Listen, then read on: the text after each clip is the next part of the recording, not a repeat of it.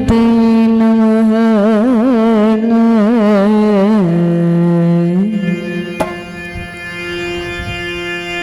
ಗಜಮುಖದವಗೆ ಗಣಪತಿ ಚಲ್ವಾತ್ರಿ ಜಗವದಿತನಿ ಗಾರತಿ ಎತ್ತಿರಿ ಆರತಿ ಬೆಳಗ್ಗೆ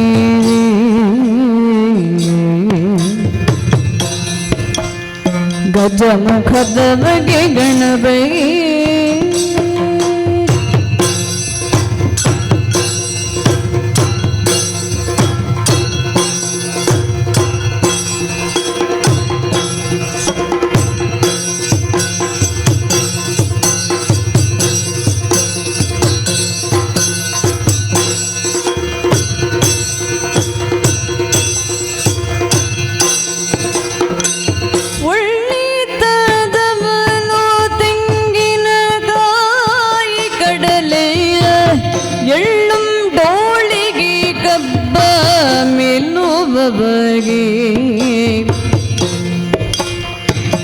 ಬೆಳ್ಳಿಯ ಉಡಿಗೆಜ್ಜೆಗಳ ಕಟ್ಟಿ ಕುಣಿಯುವ ಕಿರುಡೊಳ್ಳಿನ ಗಣಪಗಾರತಿ ಎತ್ತೀನಿ ಆರತಿ ಬೆಳಗ್ಗೆ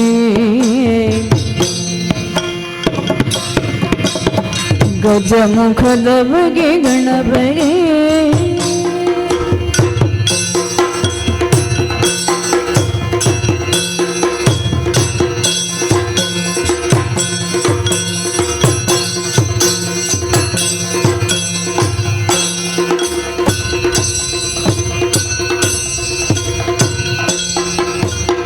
ಹರದುಳು ಪರಶುಭ ಶಂಕುಶಧರನಿಗೆ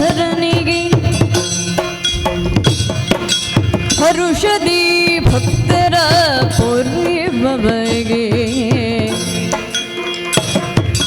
ಉರಗಭೂಷಣನ ಸುಕುಮಾರ ಗಜವದನನ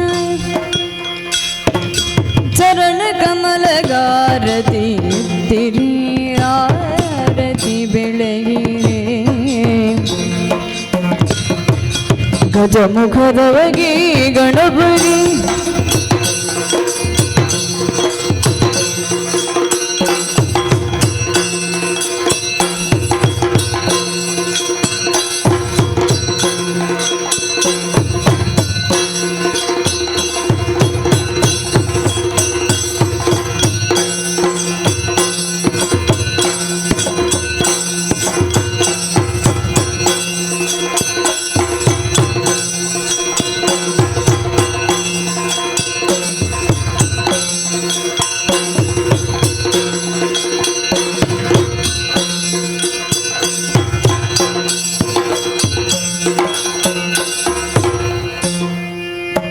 ವಿಜಯ ಅಪೂರ್ವ ಯಕ್ಷಗಾನ ತಾಳಬಂದರೆ.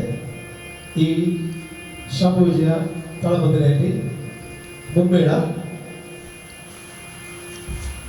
ರಕ್ತ ವಿಜಯರಾಗಿ ಸರ್ಪಂಗಳ ಈಶ್ವರ ಭಟ್ರು, ಶುಂಭನಾಗಿ ಜಬ್ಬಾರ್ ಸಂಭಾಜಿಯವರು, ಶ್ರೀ ದೇವಿಯ ಪಾತ್ರದಲ್ಲಿ ಪ್ರಶಾಂತ್ ಕೊಳ್ಳ. ಇದೀಗ ಯಕ್ಷಗಾನ ತಾಳಬಂದರೆ ಆರಂಭ. ಶಾಂಭವಿ ವಿಜಯ.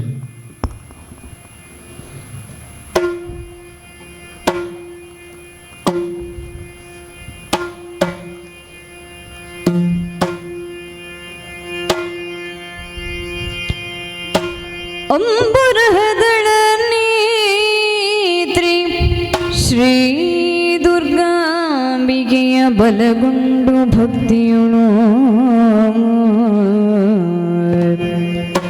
ಭಕ್ತಿಯುಳ್ಳಂಬಿಗ ಸುತ ವಿಘ್ನರಾಜನ ಪಿರಿದು ಸಂಸುತಿಸಿ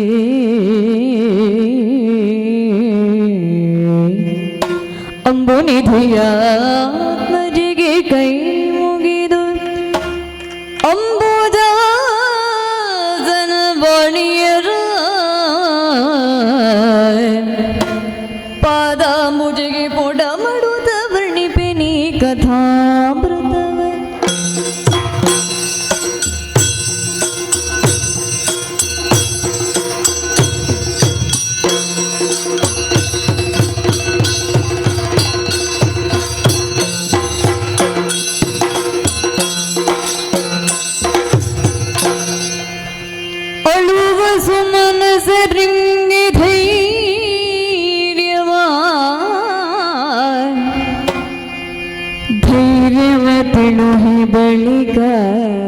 ಶಕ್ತಿ ರೂಪಿಣಿ ಖಳರ ಬಳಿಗೆ ದುತ್ತ ಗೆಲ್ಲುವಡೆ ಅಸಾಧ್ಯವೆಂದೆನುತ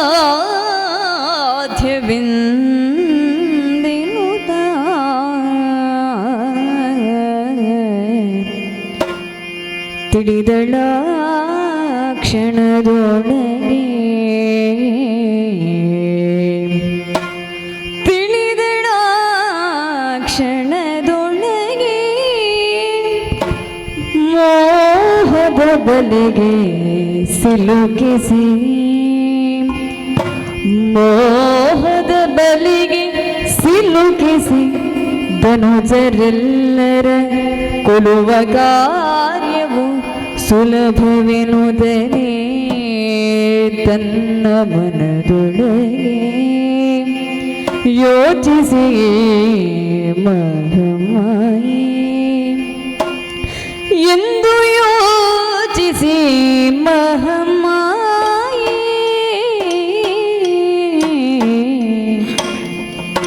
ಮಹಮಾಯಿ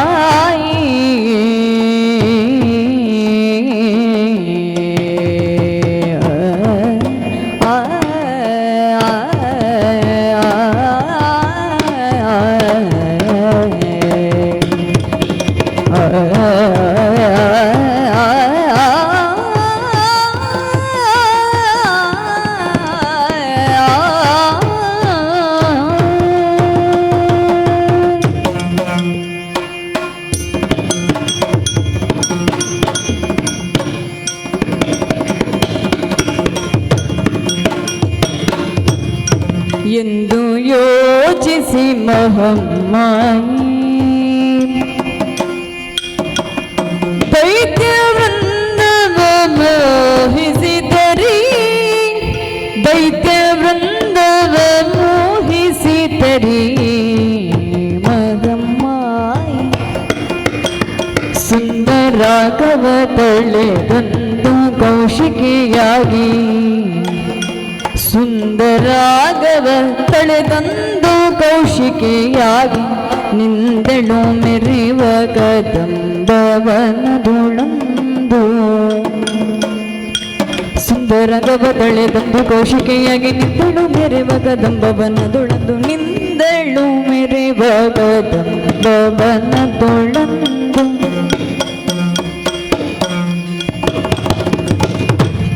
ಯೋಚಿಸಿ ಮಹಮ್ಮಾಯಿ ದೈತ್ಯವೃಂದವ ಮೋಹಿಸಿದರಿಗೆ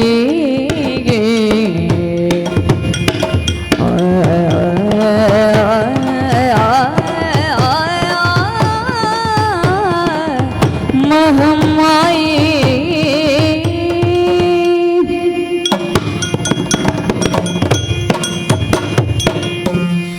ಅಳುವಂತಹ ಸುಮನಸರಿಗೆ ಧೈರ್ಯದ ಮಾತನ್ನು ಹೇಳಿದ್ದೇನೆ.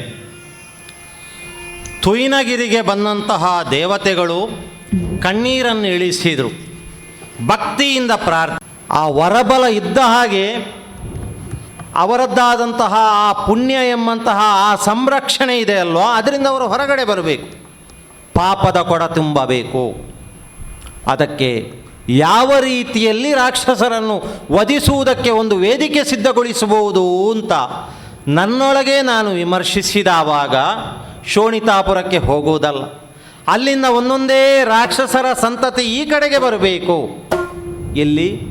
ಇದೇ ಈ ತುಯಿನಗಿರಿ, ಈ ಕದಂಬವನದಲ್ಲಿ ನಾನು ಮೆರೆಯಬೇಕು. ನಾನು ಮೆರೆಯುತ್ತಾ ಇದ್ದಂತಹ ರಾಕ್ಷಸರನ್ನು ಇಲ್ಲವಾಗಿಸಬೇಕು. ಬೇಕಾದಂತಹ ವರಬಲವನ್ನು ಪಡೆದಂತಹ ಶುಂಭನೋ ನಿಶುಂಭನೋ ಅಲ್ಲ, ಅವನ ಮಂತ್ರಿಯೋ ಸೇನಾಧಿಪತಿಯೋ ಅಲ್ಲ, ಅವನ ಬಲಗಳು ಅದು ಒಂದೊಂದಾಗಿ ಈ ಕಡೆಗೆ ಬರಬೇಕು ಅಂತಾದರೆ ರಾಕ್ಷಸರ ದೌರ್ಬಲ್ಯ ಏನು? ಹೌದು, ಮದಿರೆಯನ್ನು ಸೇವಿಸಿ ಮದಿರಾಕ್ಷಿಯನ್ನು ಬಯಸುವಂತಹ ರಾಕ್ಷಸರನ್ನು ಸೋಲಿಸುವುದಕ್ಕೆ ಇರುವಂತಹ ದಾರಿ ಒಂದೇ ಅಂತ ನಾನು ನಿರ್ಧರಿಸಿದೆ. ಸಂಕಲ್ಪ ಮಾತ್ರದಿಂದಲೇ ಸುಂದರಾಂಗವ ತಳೆದಂದು ಕೌಶಿಕಿ ಎಂಬಂತಹ ಹೆಸರನ್ನು ಇರಿಸಿ ನಾನು ಈ ಅರಣ್ಯದಲ್ಲಿ ಇದ್ದೇನೆ ಅಂತ ಆದರೆ ಅದು ಅವರಿಗೆ ತಿಳಿದಾವಾಗ ನಮ್ಮದಾದಂತಹ ಕಾರ್ಯ ಸುಲಭವಾಗಬಹುದು. ಮಾಯಾಜಾಲವನ್ನು ರಾಕ್ಷಸರಿಗೆ ಬೀಳಿಸುವುದರ ಮೂಲಕವಾಗಿ ನಮ್ಮ ಮಾಯಾಪಾಶಕ್ಕೆ ಬಿದ್ದಂತಹ ಅವರು ನೇರವಾಗಿ ಮೃತ್ಯುಪಾಶವೇ ಅದು ಎಂಬುದಾಗಿ ಅವರಿಗೆ ಆಗಬೇಕು. ಆ ಮೃತ್ಯುಪಾಶೆಯಿಂದ ಅವರು ಹೊರಗೆ ಬಾರದಂತಹ ವ್ಯವಸ್ಥೆ ಆಗಬೇಕು ಅಂತಾದರೆ ಹೌದು, ಇಲ್ಲಿಯೇ ನಾನು ಇರಬೇಕು. ಏಕಕಾಲದಲ್ಲಿ ಕೋಟಿ ಸೂರ್ಯರು ಮೇಲಿನಿಂದ ಕೆಳಗಿಳಿದು ಬಂದರೆ ಯಾವ ರೀತಿಯ ಪ್ರಕಾಶತೆ ಇರುವುದಕ್ಕೆ ಸಾಧ್ಯವೋ ಆ ರೀತಿಯ ಪ್ರಕಾಶತೆ ಇಲ್ಲಿ ಬೇಕು. ದಿವ್ಯತೆಯಿಂದ ತೇಜಸ್ಸಿನಿಂದ ನಾನು ಕಂಗೊಳಿಸಬೇಕು. ಮಾತ್ರವಲ್ಲ, ಶ್ರುತಿಬದ್ಧವಾಗಿಯೂ ಶಾಸ್ತ್ರಸಮ್ಮತವಾಗಿಯೂ ನಾನಿಲ್ಲಿ ಹಾಡ್ತಾ ಇರಬೇಕು. ನನ್ನದ್ದಾದಂತಹ ಹಾಡು ರಾಕ್ಷಸರಿಗೆ ಕೇಳಬೇಕು. ಆ ಹಾಡಿನ ಮೂಲ ಎಲ್ಲಿ ಅಂತ ಅವರು ಹುಡುಕುತ್ತಾ ಈ ಕಡೆಗೆ ಬರುವ ಹಾಗಾಗಬೇಕು. ಮಾತ್ರವಲ್ಲ, ನನ್ನದ್ದಾದಂತಹ ಶರೀರದಿಂದ ಆ ಒಂದು ತೇಜಸ್ಸು ಆ ಕಡೆಗೆ ಹೋಗಬೇಕು. ಮಾತ್ರವಲ್ಲ, ಮಾರುತನಿಗೆ ಹಂತ ಹಂತವಾಗಿ ಬೀಸುವುದಕ್ಕೆ ನಾನು ಹೇಳಿದ್ದೇನೆ. ಯಾಕೆ? ನನ್ನ ಶರೀರದಿಂದ ಬರುವಂತಹ ಈ ಗಂಧ, ಈ ಪರಿಮಳ ಎಂಬುದು ರಾಕ್ಷಸರಿಗೆ ತಲುಪಬೇಕು. ಅದರ ಮೂಲ ಎಲ್ಲಿ ಅಂತ ಅವರು ಶೋಧಿಸುತ್ತಾ ಈ ಕಡೆಗೆ ಬರುವ ಹಾಗೆ ಆಗಬೇಕು. ಇಷ್ಟು ಸಾಕಾಗುವುದಿಲ್ಲ. ನಾನಿಲ್ಲಿ ಇರುವುದಕ್ಕೆ ಸರಿಯಾದಂತಹ ವ್ಯವಸ್ಥೆ ಬೇಕಲ್ಲ. ಯಾವ ರೀತಿಯಲ್ಲಿ ಅಂತ ಯೋಚಿಸಿದವಾಗ ಸಂಕಲ್ಪ ಮಾತ್ರದಿಂದ ಎಂಬಂತೆ ನೋಡಿ ಮೇಲಿನಿಂದ ಕೆಳಗಿಳಿದು ಬರುತ್ತಾ ಇದೆ ಕನಕದ ಉಯ್ಯಾಲೆ. ಆಕಾಶದಿಂದ ಇಳಿಬಿಟ್ಟಂತಹ ಸುಂದರವಾದಂತಹ ಒಂದು ಚಿನ್ನದ ತೊಟ್ಟಿಲು. ಇದರ ಆದಿಯಲ್ಲಿ, ಮಧ್ಯೆಯಲ್ಲಿ, ಅಂತ್ಯದಲ್ಲಿ ಎಂಬುದು ಯಾರಿಗೂ ತಿಳಿಯದಂತಹ ಒಂದು ವ್ಯವಸ್ಥೆ. ಆದರೆ ವಿಮರ್ಶೆ ಮಾಡುವವರಿಗೆ ಅರ್ಥ ಆಗ್ತದೆ ಆ ಪ್ರಶ್ನೆಗೆ ಉತ್ತರ ಏನು ಅಂತ. ಆದಿ ಅಂತ್ಯ ಇಲ್ಲದೇ ಇರುವವಳು ನಾನು. ರಾಕ್ಷಸರ ಪಾಲಿಗೆ ಅಂತಕಿಯಾಗಿ ಈ ಹೊತ್ತಿಗೆ ಕಾಣಿಸಿಕೊಂಡಿದ್ದೇನೆ ಎಂಬುದು ಸತ್ಯವಾಗಬೇಕು. ಅದಕ್ಕಾಗಿಯೇ ಈ ಚಿನ್ನದ ಉಯ್ಯಾಲೆಯಲ್ಲಿ ಕುಳಿತು ಹಾಡುತ್ತಾ ಪಾಡುತ್ತಾ ನಾನು ಇದ್ದರೆ ಶುಂಭನ ಆ ಬಲಗಳು ಈ ಕಡೆಗೆ ಬರ್ತಾವೆ. ಬಂದಾವಾಗ ನನ್ನ ಈ ಸುಂದರವಾದಂತಹ ರೂಪವನ್ನು ನೋಡಿ ನಮ್ಮ ವರವಲವನ್ನೆಲ್ಲ ಮರೆತು ನನ್ನನ್ನು ಅವರು ಬಯಸಿದವಾಗ ಕೆಲಸ ಸುಲಭವಾಗುತ್ತದೆ. ರಾಕ್ಷಸರನ್ನು ಕೊಲ್ಲುವುದಕ್ಕೆ ಸಾಧ್ಯವಾದೀತು ಅಂತ ನಾನು ನಿರ್ಧರಿಸಿದ್ದು ಸರಿಯಾಯ್ತಲ್ವ? ಬಂದ್ರಲ್ಲ ಇವಾಗ ಚಂಡಮುಂಡರು. ಕೋಣರನೆ ಸೆಣಸಾಡಿದೀವಿಯೋ ಕಾಳಗದ ಜಯ ಕಾಣದಿರುತ್ತೀರಿ. ಕಾಳಿ ರೂಪವ ಧರಿಸಿದೈತಿರ ಶಿರಗಳನ್ನು ಕಡಿದು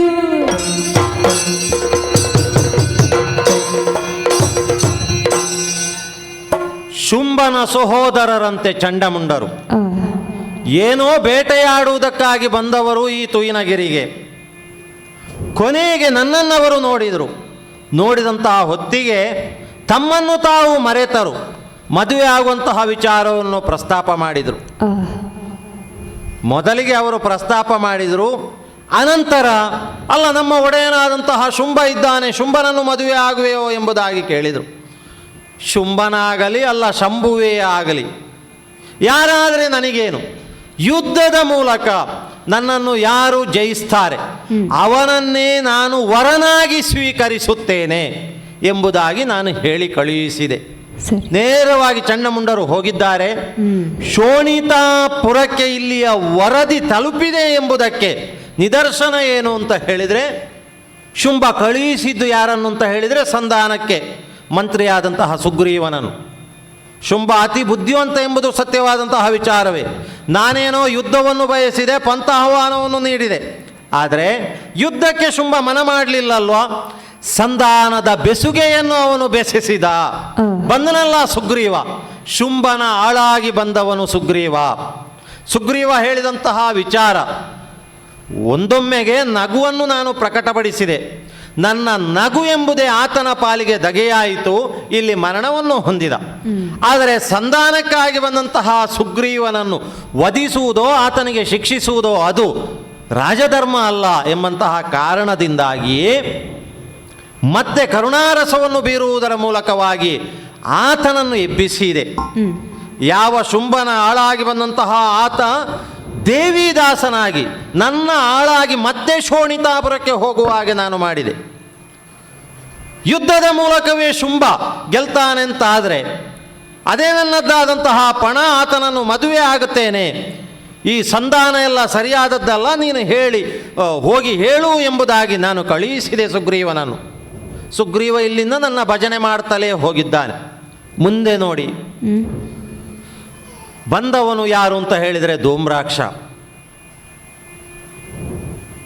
ಶುಂಭನ ಬಲವನ್ನೆಲ್ಲ ಒಟ್ಟು ಸೇರಿಸಿಕೊಂಡು ಬಂದಂತಹ ಧೂಮ್ರಾಕ್ಷ ಬಲಾತ್ಕಾರಕ್ಕೆ ಮುಂದುವರೆದ. ಧೂಮಾವತಿಯಾಗುವುದರ ಮೂಲಕವಾಗಿಯೇ ಧೂಮ್ರಾಕ್ಷನನ್ನು ಸುಟ್ಟು ಬೂದಿ ಮಾಡಿದ್ದೇನೆ ನಾನು ಏನು ಎಂಬುದು ಆ ಮೂಲಕ ಆದರೂ ಶುಂಭನಿಗೆ ತಿಳಿಯಲಿ ಎಂಬಂತಹ ಉದ್ದೇಶದಿಂದ. ಅನಂತರ ಧೂಮ್ರಾಕ್ಷ ಹೋದ ಮೇಲೆ ಬಂದದ್ದು ಯಾರು? ಇಲ್ಲಿ ನಾನಿರುವಂತಹ ವಿಚಾರವನ್ನು ಹೇಳಿದಂತಹ ಚಂಡಮುಂಡರು, ಶೋಣಿತದ ಮತದಾನೆಯಾಗಿ ವಿಜೃಂಭಿಸುತ್ತಾ ಇರುವಂತಹ ಚಂಡಮುಂಡರು.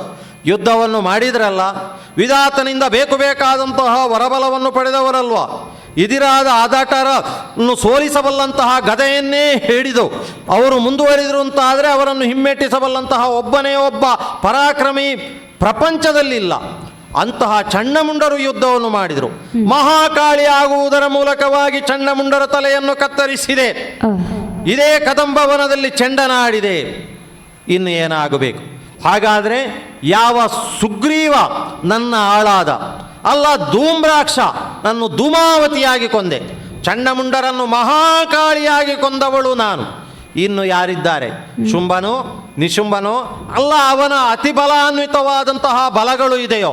ಶೋಣಿತಾಪುರದಿಂದ ಯಾರೆಲ್ಲ ಬರ್ತಾರೆಂಬಂತಹ ನಿರೀಕ್ಷೆಯಲ್ಲೇ ಈ ತೊಟ್ಟಿಲಲ್ಲಿ ಕುಳಿತು ಹಾಡುತ್ತಾ ಪಾಡುತ್ತಾ ಇರ್ತೇನೆ ಅಂತೆ.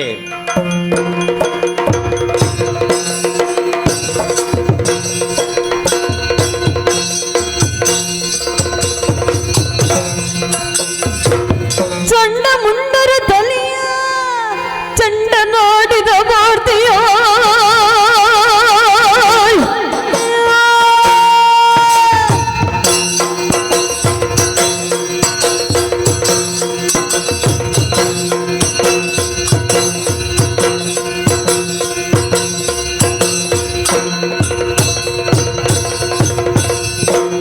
ಚಂಡಮುಂಡರ ತಲೆಯ ಚಂಡ ನೋಡಿದ ವಾರ್ತೆ ಲಾಲಿಸುತ್ತಲಾಗ ಕಂಡ ಪರಶುವಿನಂತೆ ಗೊಂಡು ಖತಿಯನು ಬಿಡನು ಪುಂಡರೀಕಾಂಬಕಿಯ ಎನ್ನುತ್ತ. ಅಸಹನೀಯವಾದ ವಾರ್ತೆ, ಎದೆ ಝಲ್ಲನಿಸುವಂತಹ ಸಮಾಚಾರ. ಆದರೂ ಗಂಡುಗಲಿಯಾಗಿ ಗಂಡದೇವನಾಗಿ ಅಂಗೀಕರಿಸಿದ್ದೇನೆ. ಈ ಹೊತ್ತಿಗೂ ಶುಂಭ ಅಜೇಯ, ಈ ಹೊತ್ತಿಗೂ ಶುಂಭ ಬಲಾಢ್ಯ. ಏಕಾಂಗಿಯಾಗಿರಲಿ, ಸಮೂಹದ ನಡುವೆ ಇರಲಿ, ಶುಂಭನ ಏಕಚಕ್ರಾಧಿಪತ್ಯ ಎನ್ನುವುದು ಅಬಾಧಿತ ಎನ್ನುವುದನ್ನು ಪೂರ್ವದ ನನ್ನ ಸಾಹಸಿ ಕೃತ್ಯಗಳ ಮೂಲಕವಾಗಿ ಧ್ವನಿಸಿದ್ದೇನೆ, ಸಾಧಿಸಿ ತೋರಿಸಿದ್ದೇನೆ. ಎಂತಹ ವಾರ್ತೆ ಇದು! ನನಗೆ 2 ತಲೆಗಳು ಬಂದ ಹಾಗೆ, ನನ್ನ ಉಭಯ ಭಾಗಗಳಲ್ಲಿ 2 ತೋಳುಗಳು ಮೂಡಿದ ಹಾಗೆ, ನನ್ನ ಶರೀರದ ಒಳಗೆ 2 ಹೃದಯದ ಗೂಡು ಉತ್ಪತ್ತಿಯಾದ ಹಾಗೆ, ನನಗೆ ಸಹಕಾರಿಗಳಾಗಿ, ನನ್ನ ಬಂಧುಗಳಾಗಿ, ನನ್ನ ಮಿತ್ರರಾಗಿ, ನನ್ನ ಸಹೋದರ ತುಲ್ಯವಾದ ಆಪ್ಯಾಯಮಾನವಾದ ಆತ್ಮೀಯತೆಯನ್ನು ಕೊಟ್ಟ ಚಂಡಮುಂಡರ ತಲೆಗಳನ್ನು ಚೆಂಡಾಡಿದ ವಾರ್ತೆಯನ್ನು ಕೇಳಿದ ಕೊತ್ತಿಗೆ ಒಮ್ಮೆ ದಿಗ್ಮೂಢನಾಗಿ ಹೋದದ್ದು ಸತ್ಯವೇ. ವಿವಶನಾದುದನ್ನು ನಿರಾಕರಿಸಲಾರೆ. ನನ್ನಲ್ಲಿ ಕೊರತೆ ಅಂತ ಅರ್ಥ ಅಲ್ಲ, ನಾನು ಅಸಹಾಯಕನೋ ವಿಹ್ವಲನೋ ದುರ್ಬಲನೋ ಆಗಿದ್ದೇನೆ ಅಂತ ಅರ್ಥ ಅಲ್ಲ. ಕಳಕೊಂಡ ಸ್ವತ್ತುಗಳು ಅಮೂಲ್ಯ, ಕಳಕೊಂಡಂತಹ ಜೀವಿಗಳು ಅನನ್ಯವಾದಂತಹ ಅನರ್ಘ್ಯವಾದ ರತ್ನ ಸದೃಶವಾದ ನೆಲಗಟ್ಟನ್ನು ಹೊಂದಿದಂತಹ ಸಾಧಕರು. ಈ ಕಾರಣಕ್ಕಾಗಿ ಒಮ್ಮೆ ಕುಸಿದು ಹೋದದ್ದು ನಾನು.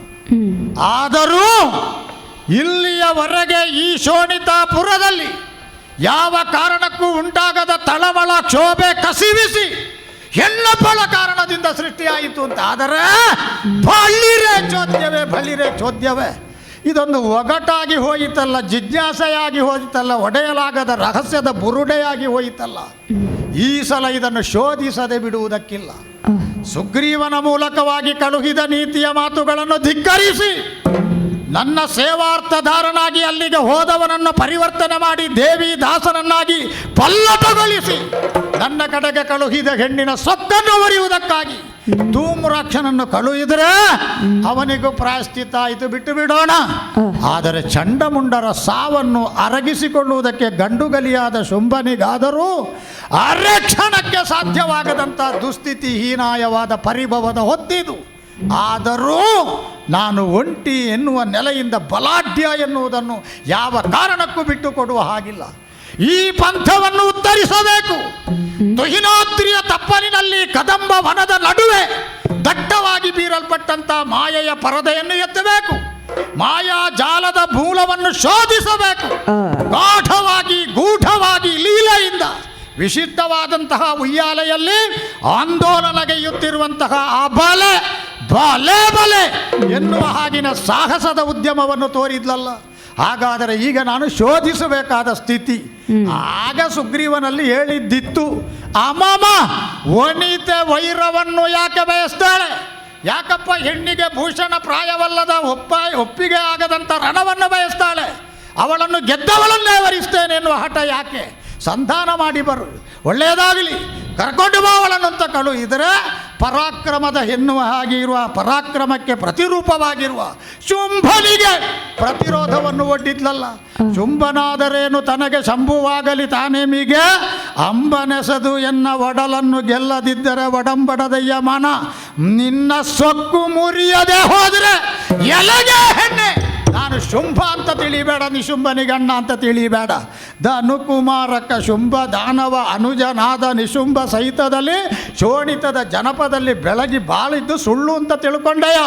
ಹರಿಹರಾಧ್ಯರಿಂದ ಮರಣ ಬಾರದಿರಲಿ ಅಂತ ವರ ಪಡ್ಕೊಂಡದು ಸುಳ್ಳು ಅಂತ ತಿಳಿದೆಯ. ಆ ಕಾರಣದಿಂದ ತಮ್ಮನಾದ ನಿಶುಂಭನ ಸಹಿತ ಭುಜಗರನ್ನು ಬಿಡದೆ ಗೆಲಿದು ಈ ಪ್ರಪಂಚದಲ್ಲಿ 14 ಲೋಕಗಳಲ್ಲಿ ಸರಿಯೇ ಇಲ್ಲ ಎನ್ನುವ ಹಾಗಿನ ಅಭಿಮತವನ್ನು ಪಡೆದದ್ದು ಸುಳ್ಳು ಅಂತ ಹೇಳ್ತೀಯ. ಆದ ಕಾರಣದಿಂದ ಇನ್ನು ತಡ ಮಾಡುವುದಕ್ಕಿಲ್ಲ. ಎಲ್ಲಿದ್ದಾರೆ ಕಾಲಕೇಯರು, ಎಲ್ಲಿದ್ದಾರೆ ಕಾಲಕರು, ಎಲ್ಲಿದ್ದಾರೆ ದೌಹೃದರು, ಎಲ್ಲಿದ್ದಾರೆ ಮೌರ್ಯರು, ಎಲ್ಲಿದ್ದಾರೆ ಬಲಾಢ್ಯರಾದಂತಹ ಅನ್ಯ ರಾಕ್ಷಸ ಗಣದವರು? ಕೋಟಿಗಟ್ಟಲ ಸಂಗ್ರಹದಲ್ಲಿ ಸಂಚಯ ಮಾಡಲ್ಪಟ್ಟ ಸೇನಾವಾರಿದಿಯನ್ನು ಸೇರಿಸಿ ಅದನ್ನು ಚತುರಂಗ ಸೇನೆಯಾಗಿ ಪರಿವರ್ತನೆಗೊಳಿಸಿ ಶುಂಭನೆಂಬ ಬಲಾಢ್ಯ ಬ್ರಹ್ಮಚರ್ಯದ ದೀಕ್ಷೆಯ ಕಂಕಣ ತೊಟ್ಟ ಅವನ ಸಾಹಸದ ಇರುವಿಕೆಯನ್ನು ಕಾಣಿಸುವುದಕ್ಕಾಗಿ ನನ್ನ ಜೊತೆಗೆ ಬನ್ನಿ. ಏನು ನೋಡ್ತೀರಿ?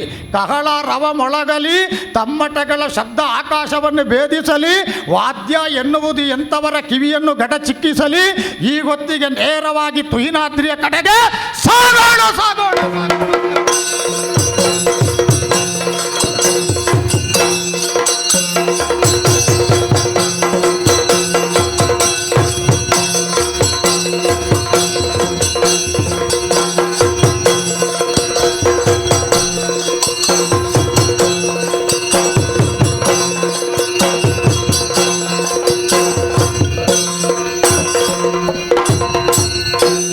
ಧನುಜಸಿ ನೀಯೇ ಕೂಡಿ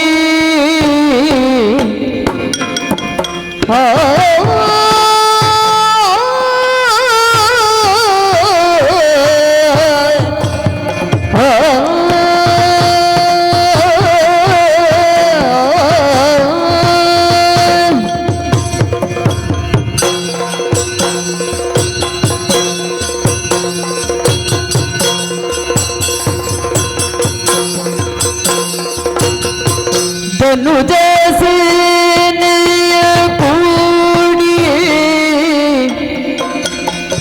ರಣಗೆ ಪೊರಡುತ್ತ ನಿನ್ನನು ರಣಗೆ ಪೊರಡುತ್ತ ನೀರನು ಅನಿತ ನೀಕ್ಷಿಸಿ ಅನಿತ ನೀಕ್ಷಿಸಿ ಕಲದೇವಿ ತನಯನಾಗಿ ಹರತ್ತ ಬೀಜಾಗ್ಯನೈ ತಂದು ಮಣಿದೆಂದ ನಾಗದೈತ್ಯನಲಿ ರಕ್ತ ಬೀಜಾಗ್ಯನೈ ತಂದು ಮಣಿದೆಂದ ನಾಗದೈತ್ಯನಲಿ ಮಣಿದೆಂದ ನಾಗ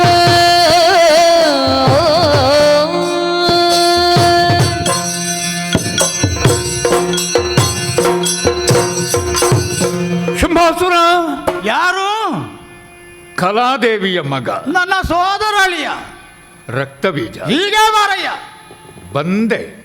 ಅಪ್ಯಾಯಮಾನತೆಯಿಂದ ಹತ್ತಿರಕ್ಕೆ ಸೇರಿಸಿದ್ದೇನೆ. ಈ ಹೊತ್ತಿನಲ್ಲಿಯೂ ಆ ಸೆಳೆತ ಉಂಟಲ್ಲ, ಹಾ, ನನ್ನನ್ನು ಗುರುತಿಸ್ತಿ ನಿನ್ನನ್ನೇ ನೀನು ಗುರುತಿಸಿಕೊಳ್ಳುವಲ್ಲಿ ಸೋತೆಯ? ಅಂದರೆ ತಪ್ಪಲ್ಲ ಮಾವ. ಯಾವುದು? ಉನ್ಮಾದದ ಸನ್ನಿವೇಶ ಇದ್ದಾಗ ಆಹಾ, ವಾಸ್ತವ ಗಮನಕ್ಕೆ ಬರುವುದಿಲ್ಲ. ಏರಿನಲ್ಲಿ ಬೀಳು ನೆನಪಾದೀತೆ. ಸೋಲು ಉತ್ಸವಕ್ಕೆ ಕಾರಣವಾಗುವುದುಂಟ. ಅಂದ್ರೆ ಸೇನೆಯನ್ನು ಕೂಡಿಕೊಂಡು ಹೊರಟಿದ್ದಿ, ಅಲ್ವೇ ಬೇರೆ ನಗಾರಿಗಳು ಬಾರಿಸಲ್ಪಡ್ತಾ ಇವೆ, ಉತ್ಸಾಹದ ಸಂಕೇತಗಳಲ್ವೇ? ಕಿವಿ ಗಡಚಿಕ್ಕುವಂತಹ ಸದ್ದು ಕೇಳುತ್ತಾ ಉಂಟು. ಆ, ಈ ಎಲ್ಲ ಉತ್ಸವ ಆ, ನಮಗೆ ಈಗಾದ ಸೋಲಿನ ಪ್ರತಿಬಿಂಬ ಅಲ್ವೋ? ಒಗಟಾಗಿ ಮಾತಾಡ್ತಿ. ಬದುಕೇ ಒಂದು ಒಗಟು ಮಾವ. ಆ, ಶೋಧಿಸಬೇಕಾದ್ದು ಹೊರಗಲ್ಲ. ಆ, ನೀನು ಅಬ್ಬರಿಸ್ತಾ ಇರುವುದನ್ನು ಕೇಳಿದೆ. ಆ, ಅದರ ಮೂಲ ಏನು, ಯಾಕೆ ಎನ್ನುವುದನ್ನು ಹುಡುಕಬೇಕು. ಕದಂಬವನದ ಮಾಯೆಯ ತೆರೆಯನ್ನು ತೆರೆದು ನೋಡಬೇಕು. ಬಳಿರೆ ಪ್ರವಾಹದಲ್ಲಿ ತೇಲುವ ತೆಪ್ಪದಲ್ಲಿ ಸಂಗೀತ ನುಡಿಸುವುದಕ್ಕೂ ಗಂಡದ ಬೇಕು. ಈ ವಿಷಾದದ ಸಂದರ್ಭದಲ್ಲಿ ಅಧ್ಯಾತ್ಮ ಹೇಳಲಿಕ್ಕೆ ನಿನಗೆಂತ ಕೆಚ್ಚದ ಬೇಕು. ಶೋಧನೆ ಮಾಡಬೇಕಾದ್ದು ಒಳಗೆ ಮಾವ. ಬಳಿರೆ ಆವಾಗ ಬರುವ ವಿಷಯವೇ ಬೇರೆ. ನೋಡೋಣ, ನನ್ನ ಅಳಿಯನ ಬಾಯಿಯಿಂದ ಅಳಿಯಲಾಗದು ಅಳಿಸಲಾಗದು ಏನು ಬಂದಿ. ಅದನ್ನು ಕೇಳುವುದಕ್ಕೆ ಕಿವಿ ಸಿದ್ಧವಾಗಿದೆಯೇ? ಮೈಡಿ ಕಿವಿ ಆಗುತ್ತೇನೆ. ಹಾಗಾದ್ರೆ ಆ? ನೀನು ಧನುಜೇಶನಲ್ಲ, ಹಾಗೆಯೇ ಉಳಿಬೇಡ್ವೆ. ಧನುಜೇಶ ಕೀಳಿನ ಮಾತ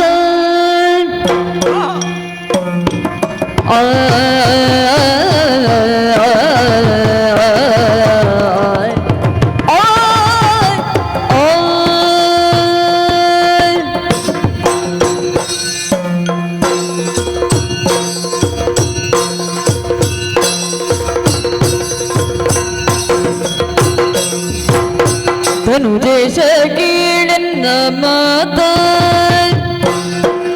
ಎದಗಿನಿತು ನೀ ಭ್ರಮೆಯದೆ ಮನದಲ್ಲಿ ವ್ಯರ್ಥ. ಎದಗಿನಿತು ನೀ ಭ್ರಮೆಯದೆ ಮನದಲ್ಲಿ ವ್ಯರ್ಥ. ಮನಸಿಜ ಶರಗಿ ಸಿಲುಕುತ್ತ ಮನಸಿಜ ಶರಗೆ ಸಿಲುಕುತ್ತ ವರವನಿತೆಯ ಬಯಕೆಯ ದಿಹೆ ದೈತ್ಯನಾಥ. ವರವನಿತೆಯ ಬಯಕೆಯ ದಿಹೆ ದೈತ್ಯನಾಥ.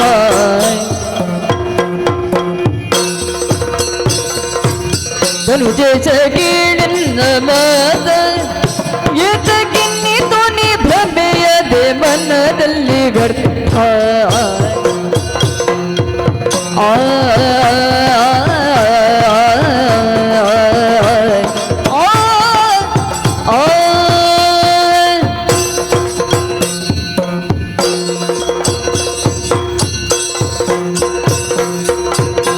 ವಿಸ್ತಾರವಾದ ರಾಕ್ಷಸ ಸಾಮ್ರಾಜ್ಯ. ಆ, ವರ್ತಮಾನದಲ್ಲಿ ಒಡೆಯನಾದವ ಶುಂಭಾಸುರ, ನಮ್ಮ ತಾಯಿಯ ಸಹೋದರ. ಆ, ಸಾಮ್ರಾಜ್ಯದಲ್ಲಿ ಜನಿಸಿದ ಪ್ರತಿ ರಾಕ್ಷಸ ಶಿಶುವಿಗೂ ಕೂಡ ಒಂದು ಅದ್ಭುತವಾದಂತಹ ಪ್ರೇರಣೆ ಶುಂಭ. ಆ, ಅವ ಧನುಜೇಶನಾಗಿ ಬೆಳೆದು ನಿಂತ ಬಗೆ, ಆ, ವರಗಳನ್ನು ಪಡೆದಂತಹ ಬಗೆ, ಆ, ಸಾವನ್ನು ಗೆದ್ದ ಬಗೆ, ಆ, ಪೂರ್ಣ ಅರ್ಹತೆಯಿಂದಲೇ ಆ, ನೀನು ಧನುಜೇಶನಾದದ್ದು ಅಲ್ವೇ? ಆದರೆ ಧನುಜೇಶ ಎನ್ನುವಾಗ ಆ, ಕೇವಲ ಧನುಜರಿಗೆ ಈಶನಾಗಿ ಆ ಧನುಜರಿಂದ ಸೇವೆಯನ್ನು ಪಡೆದುಕೊಳ್ಳುವುದು ಮಾತ್ರ ನಿನ್ನ ಸ್ವಾತಂತ್ರ್ಯ ಅಲ್ಲವಲ್ಲ. ಮತ್ತಿನ್ನೇನು? ಈಶನಾಗಿ ನಿನ್ನನ್ನು ಆಶ್ರಯಿಸಿದಂತಹ ಸಮಸ್ತ ಧನುಜ ಸಾಮ್ರಾಜ್ಯವನ್ನು ರಕ್ಷಿಸಬೇಕಾದಂತಹ ಹೊಣೆಗಾರಿಕೆಯು ನಿನ್ನದಲ್ವೇ? ಓಹೋ, ಧಾರಾಳ. ಈಗ ನಿನ್ನೆ ಮೊನ್ನೆಗಳಿಂದ ಕಾಣುತ್ತಾ ಇದ್ದೇನೆ, ಆ, ರಾಕ್ಷಸ ಸಾಮ್ರಾಜ್ಯದಲ್ಲಿ ಬಹುವಂಶ ನಷ್ಟವಾಗುತ್ತಾ ಒಂದು ತಲ್ಲಣ, ಒಂದು ಕ್ಷೋಭೆ, ಒಂದು ಕ್ಷಯ. ಅದನ್ನು ರಕ್ಷಿಸುವ ಕಡೆಗೆ ಮನಸ್ಸು ಹೋಗಲಿಲ್ಲ. ಆಹಾ. ಮತ್ತೆ ಹೊಸ ಸೇನೆ ಸಿದ್ಧವಾಗಿದೆ. ಹೌದು. ಅದರಲ್ಲಿ ಹೊಸ ಮಂದಿ ಇದ್ದಾರೆ, ಹಾ. ಹೊಸ ಯೋಧರಿದ್ದಾರೆ. ಹಾ. ಆ ಮಟ್ಟಿಗೆ ಸಂತೋಷವೇ. ಹಾ. ನಮ್ಮಲ್ಲಿ ಕಡಿಮೆ ಎನಿಸದಷ್ಟು ಮತ್ತೆ ಮತ್ತೆ ತುಂಬಿ ಕೊಡಬಲ್ಲ ಯೋಧರಿದ್ದಾರೆ. ಒಂದರ್ಥದಲ್ಲಿ ಅಕ್ಷಯಕ್ಕೆ ಸಮೀಪ. ಆದ್ರಿಂದ ಅಕ್ಷೋಹಿಣಿಗಳು ಲುಪ್ತವಾದರೂ ಕೂಡ ನಮಗೆ ಗಮನಕ್ಕೆ ಬರುವುದಿಲ್ಲ. ಆಹಾ.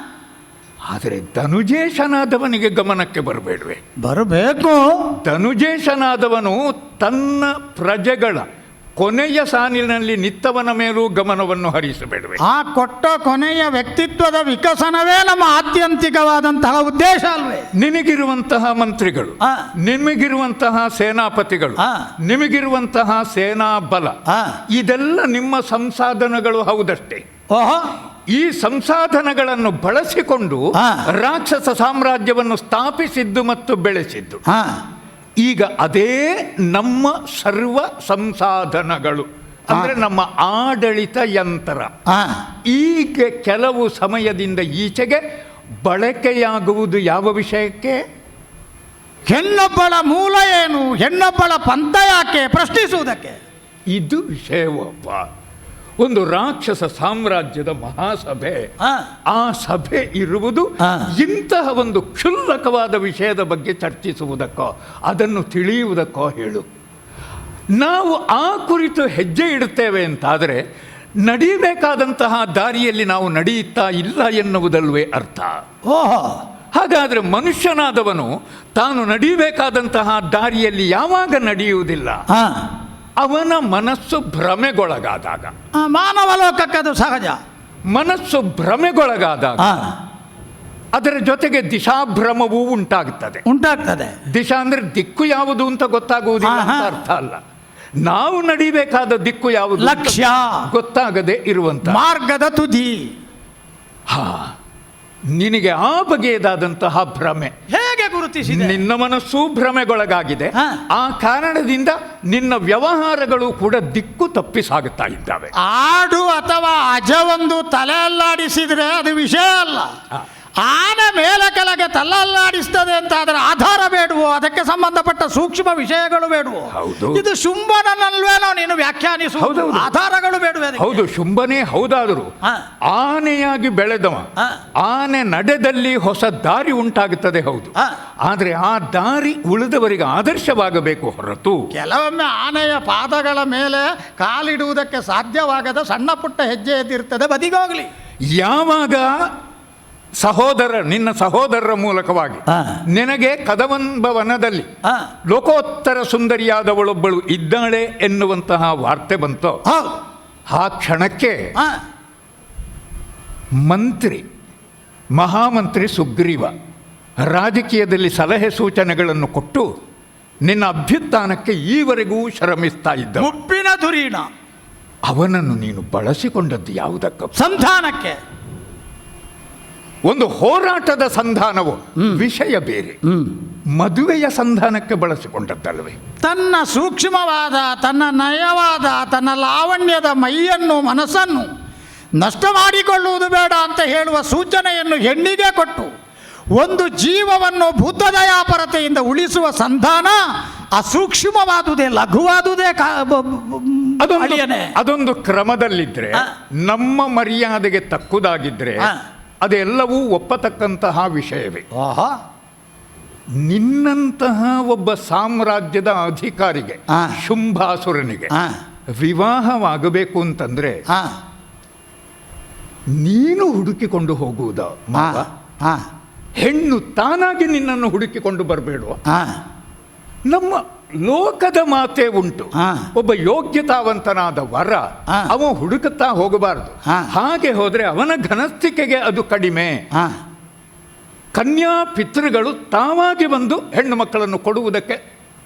ಈಗ ನೀನು ಬಯಸಿದೆ ವಿವಾಹವಾಗುತ್ತೆ ಅಂತಂದ್ರೆ ನಮ್ಮ ರಾಕ್ಷಸ ಸಾಮ್ರಾಜ್ಯದಲ್ಲಿ ಒಳ್ಳೊಳ್ಳೆ ಮನೆತನದ ಹೆಣ್ಣು ಮಕ್ಕಳು ನಿನಗೆ ಸಿಗಲಿಕ್ಕಿಲ್ವೇ? ಧಾರಾಳವಾಗಿ ಆ ಕುರಿತು ನೀನು ಯೋಚನೆ ಮಾಡಿದವನಲ್ಲ ಎನ್ನುವುದು ಅರ್ಥ. ಹಾಗಾದರೆ ಹೆಣ್ಣೊಬ್ಬಳು ಎಡವಂಕವನ್ನು ತುಂಬಿ ಸ್ಥಿರವಾದಂಥ ಸ್ಥಾನವನ್ನು ಸರಿಯಾದ ರೀತಿಯಲ್ಲಿ ನಿರ್ವಹಿಸಲಿ ಎನ್ನುವುದೊಂದೇ ಧ್ಯೇಯವಾಗಿ ನಾನು ಆಕೆಯನ್ನು ಬಯಸಿದ್ದಲ್ಲ ಅಂತ ನಿನಗೆ ಸೂಕ್ಷ್ಮವಾದ ಆಧಾರ ಸಿಗ್ತದಲ್ಲ. ಆದ್ದರಿಂದಲೇ ನಾನು ತಡೆಯುವುದಕ್ಕೆ ಅಂತ ಹೊರಟದ್ದು. ಹಾಗಾದ್ರೆ ಯಾವಳೋ ಒಬ್ಬಳ ಸುದ್ದಿಯನ್ನು ಕೇಳಿ ನೀನು ನಡೆದಂತಹ ದಾರಿ, ನಿನ್ನದಾದಂತಹ ಒಂದು ನೆಲೆ, ಅಂದ್ರೆ ಈವರೆಗೂ ಕೂಡ ಆ ಕುರಿತು ಗಮನ ಹರಿಸದೆ ಇದ್ದವ, ಒಮ್ಮೆಲೆ ನಿನ್ನ ಕಿವಿ ಅದಕ್ಕೆ ಕೊಟ್ಟೆ ಎನ್ನುವಾಗ ಅನಧಿಕೃತವಾದ, ಅನರ್ಹವಾದ ಲಘುವಾದ ಮೂಲದಿಂದ ವರದಿ ಬಂದಿದ್ರೆ ಬಿಟ್ಟು ಬಿಡಬಹುದಿತ್ತು. ಚಂಡಮುಂಡವರು ಅವರು ಕೊಟ್ಟ ವರದಿಯನ್ನು ಸಣ್ಣದು ಮಾಡಲಿಕ್ಕೆ ಬರ್ತದ? ನಮಗೆ ಅಗತ್ಯ ಇಲ್ಲದೆ ಇರುವಂತಹದ್ದು ಅಂಥದ್ದರ ಹೆಸರನ್ನೂ ನಾವು ಯಾವುದನ್ನು ಉಚ್ಚರಿಸುವುದಿಲ್ವ, ಕೇಳುವುದನ್ನು ಬಯಸುವುದಿಲ್ವ. ಅಂಥಲ್ಲಿ ನೀನದಕ್ಕೆ ಕಿವಿಗೊಟ್ಟೆ ಎನ್ನುವಾಗ ಅದು ನಿನ್ನ ಮೊದಲ ಸೋಲು ಮಾವ. ಸ್ವಾರಸ್ಯಕರವಾಗಿದೆ, ಸ್ವಾರಸ್ಯಕರವಾಗಿದೆ. ಅದು ಮೊದಲ ಸೋಲು. ಹಾಗಾದ್ರೆ ಇಂತಹ ಸೋಲುಗಳು ಯಾವಾಗ ಬರುವಂತಹದ್ದು? ಧೀಮಂತನಾದವ ತನ್ನ ಮನಸ್ಸಿನ ಸ್ಥಿಮಿತವನ್ನು ಕಳೆದುಕೊಂಡಾಗ. ಮನಸ್ಸಿನ ಸ್ಥಿಮಿತ ಅಂದ್ರೇನು? ಕಾಯೇನ ವಾಚಾ ಮನಸ, ಆ ಮೂರರಲ್ಲಿಯೂ ಕೂಡ ಏಕರೂಪತೆ ಮಾವ. ಹಾಗಾದ್ರೆ ಅಂತಹ ಮನಸ್ಸು ಬಿದ್ದು ಹೋಗುವುದು ಹೇಗೆ? ಅದು ಕೇವಲ ನಮ್ಮ ಕೈಯಲ್ಲಿಲ್ಲ, ಮತ್ತೆ ಅದಕ್ಕೆ ಹೊರಗಿನದಾದಂತಹ ಬಲ ತನ್ನ ಪ್ರಭಾವವನ್ನು ಬೀರಿದಾಗ. ಶುಂಭನ ದೇಹ ಎನ್ನುವ ಕೋಟೆ ಶಿಥಿಲವಾಯಿತು, ಬಿರುಕು ಬಿಟ್ಟಿತು ಅಂತ ನೀನು ಆಡುವುದೇ. ಒಂದು ಅನ್ಯರ ಪ್ರಯೋಗಕ್ಕೆ ಹೇತುವಾಯಿತು, ಹೇತು ಮಾಡಿಕೊಟ್ಟಿತು ಅಂತ ಆಡುವುದೇನೆ. ಒಂದು ವಸ್ತುವಿನಿಂದ ಹಾಗಾಗುತ್ತದೆ. ಹೇಗೆ? ಅದು ಮನ್ಮಥನ ಮಾವ.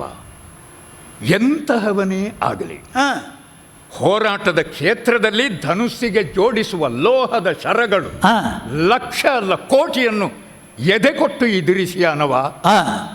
ಅದರಿಂದ 5 ಬಾಣಗಳು ಆ ಮನ್ಮಥನದು ಉಂಟಂತೆ ಅಲ್ಲ, ಅದನ್ನು ಎದುರಿಸುವವನು ಇಲ್ಲ ಲೋಕ. ಹಾಗಾದರೆ ಅವನ ಪಂಚಶರಗಳ ಆಹುತಿಯಾಯಿತು ನನ್ನ ಒಡಲು, ಆ ಕಾರಣದಿಂದ ಕಂಪಿಸಿತು, ಆ ಕಾರಣದಿಂದ ದಾರ್ಢ್ಯತೆ ಸಡಿಲವಾಯಿತು ಅಂತ ನೀನಾಡುವುದು. ಅದರಲ್ಲಿ ವಿಷಯ ದೊಡ್ಡದೇನಿಲ್ಲ. ಯಾಕಂದ್ರೆ ಮಹಾಯೋಗಿಗಳು ಕೂಡ ಆ ಬಾಣಕ್ಕೆ ಮೈಗೊಟ್ಟಿದ್ದಾರೆ. ಮೈ ಅಂದ್ರೆ ಮನಸ್ಸು ಕೊಟ್ಟಿದ್ದಾರೆ, ಸೋತು ಹೋಗಿದ್ದಾರೆ. ಅನೇಕ ಋಷಿ ಮುನಿಗಳ ಉದಾಹರಣೆ ಉಂಟು.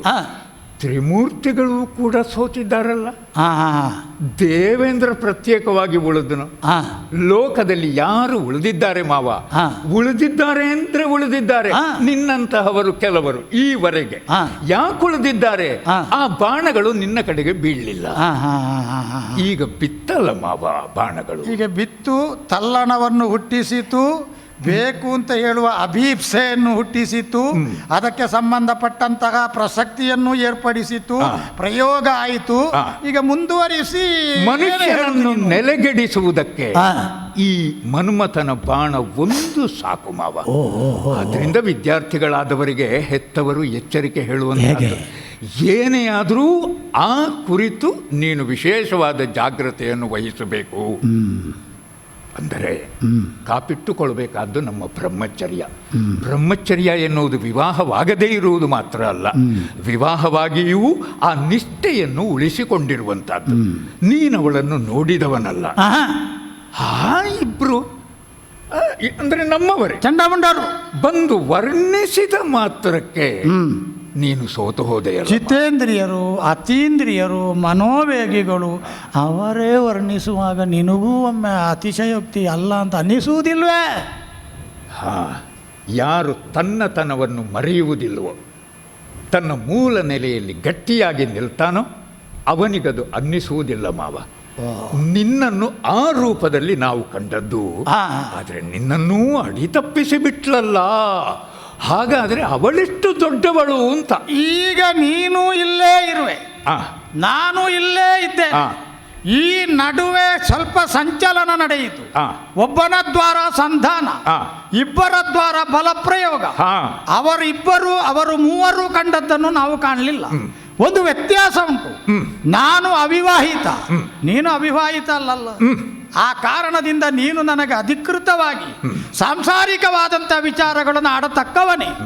ಆದರೆ ಪದೇ ಪದೇ ಆತ್ಮವಿಶ್ವಾಸದಿಂದ ಬಹಳಷ್ಟು ವಿವರಗಳನ್ನು ಸಂಗ್ರಹಿಸಿದ್ದೇನೆ ಎನ್ನುವಂತಹ ವಿಶೇಷವಾದಂತಹ ಜ್ಞಾನದ ಬಗೆಗಿನ ನಂಬುಗೆಯಿಂದ ಹೌದು ಮಾವ. ಆ ಹೆಣ್ಣಿನ ಕುರಿತಾಗಿ ನೀನು ವಿವರಿಸುವಾಗ ಈಗ ನೀನು ಕಂಡುಕೊಂಡ ಸತ್ಯ ನೀನು ಊಹೆಯಿಂದಲೋ ತರ್ಕದಿಂದಲೋ, ಯಾಕೆಂದ್ರೆ ತರ್ಕೋ ಪ್ರತಿಷ್ಠಾ ಅಂತ ಒಂದು ಮಾತುಂಟು. ಹೌದು. ತರ್ಕ ಎನ್ನುವುದು ಪ್ರತಿಷ್ಠಿತ ಅಪ್ರತಿಷ್ಠಿತ. ಅಲ್ಲದೆ ಹೋದರೂ ಸತ್ಯ ಶೋಧನೆಗೆ ಹೊರಟಂತಹ ಮಾರ್ಗಶೋಧಕನಿಗೆ ಅದೊಂದು ಆಧಾರ. ಹಾಗಾದ್ರೆ ನೀನು ತಾರ್ಕಿಕವಾಗಿ ಹೇಳು, ಹೋಗಿ ಕಂಡು ಹೇಳು ಅಂತ ನಾನು ಆಡಲಾರೆ, ಆಡಕೂಡದು. ಈಗ ನಿನ್ನ ಅಭಿಪ್ರಾಯದಲ್ಲಿ ಅವಳು ಏನು? ತುಂಬ ದೊಡ್ಡವಳು ಮಾವ. ಅಂದ್ರೆ ನೀನು ತಿಳಿದ ಹಾಗೆ ತರುಣಿಯಲ್ಲ ಅವಳು ಆದಿಮಾಯಿ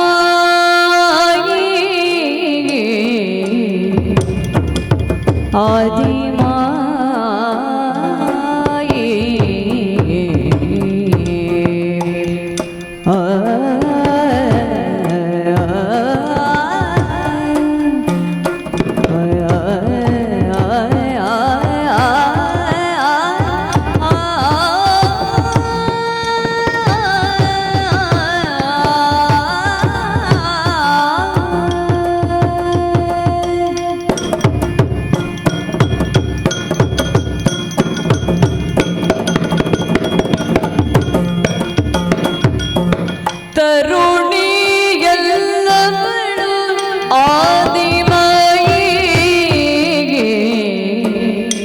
ದೈತ್ಯವರರ ಸಂಹರಿಸುತ್ತ ದೈತ್ಯವರರ ಸಂಹರಿಸುತ್ತ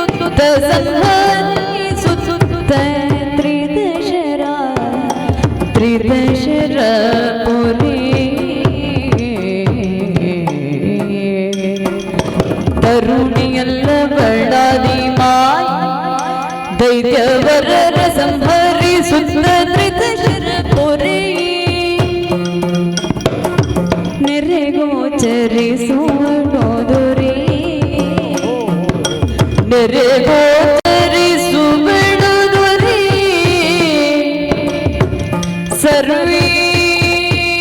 ಸರ್ವೇಶ್ವರಿಯಲಿ ಮೋಹ ಬಿರುವುದಿದು ಸರಿ ಸರ್ವೇಶ್ವರಿಯಲಿ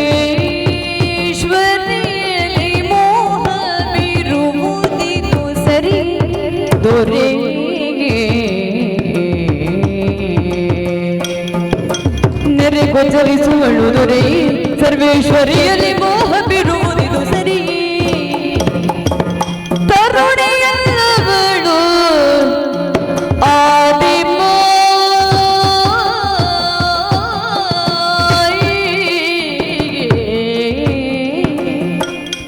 ದೈತ್ಯವರರ ಸಂಹರಿಸುತ್ತ ದೈತ್ಯವರರ ಸಂಹರಿಸುತ್ತ ತ್ರಿದಶರ ಪುರಿ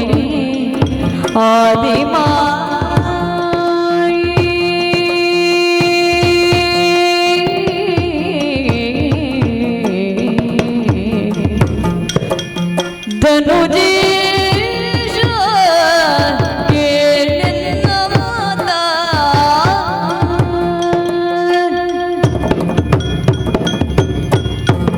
ಅಸುರಪತಿ, ಹೇಳು ರಕ್ತಬೀಜ. ತರ್ಕೋ ಅಪ್ರತಿಷ್ಠ. ಹೌದು, ನೀನೇ ಹೇಳಿದೆ. ಆದರೂ ತರ್ಕವನ್ನು ಇಲ್ಲಿ ಆಧರಿಸಬಹುದಲ್ಲ.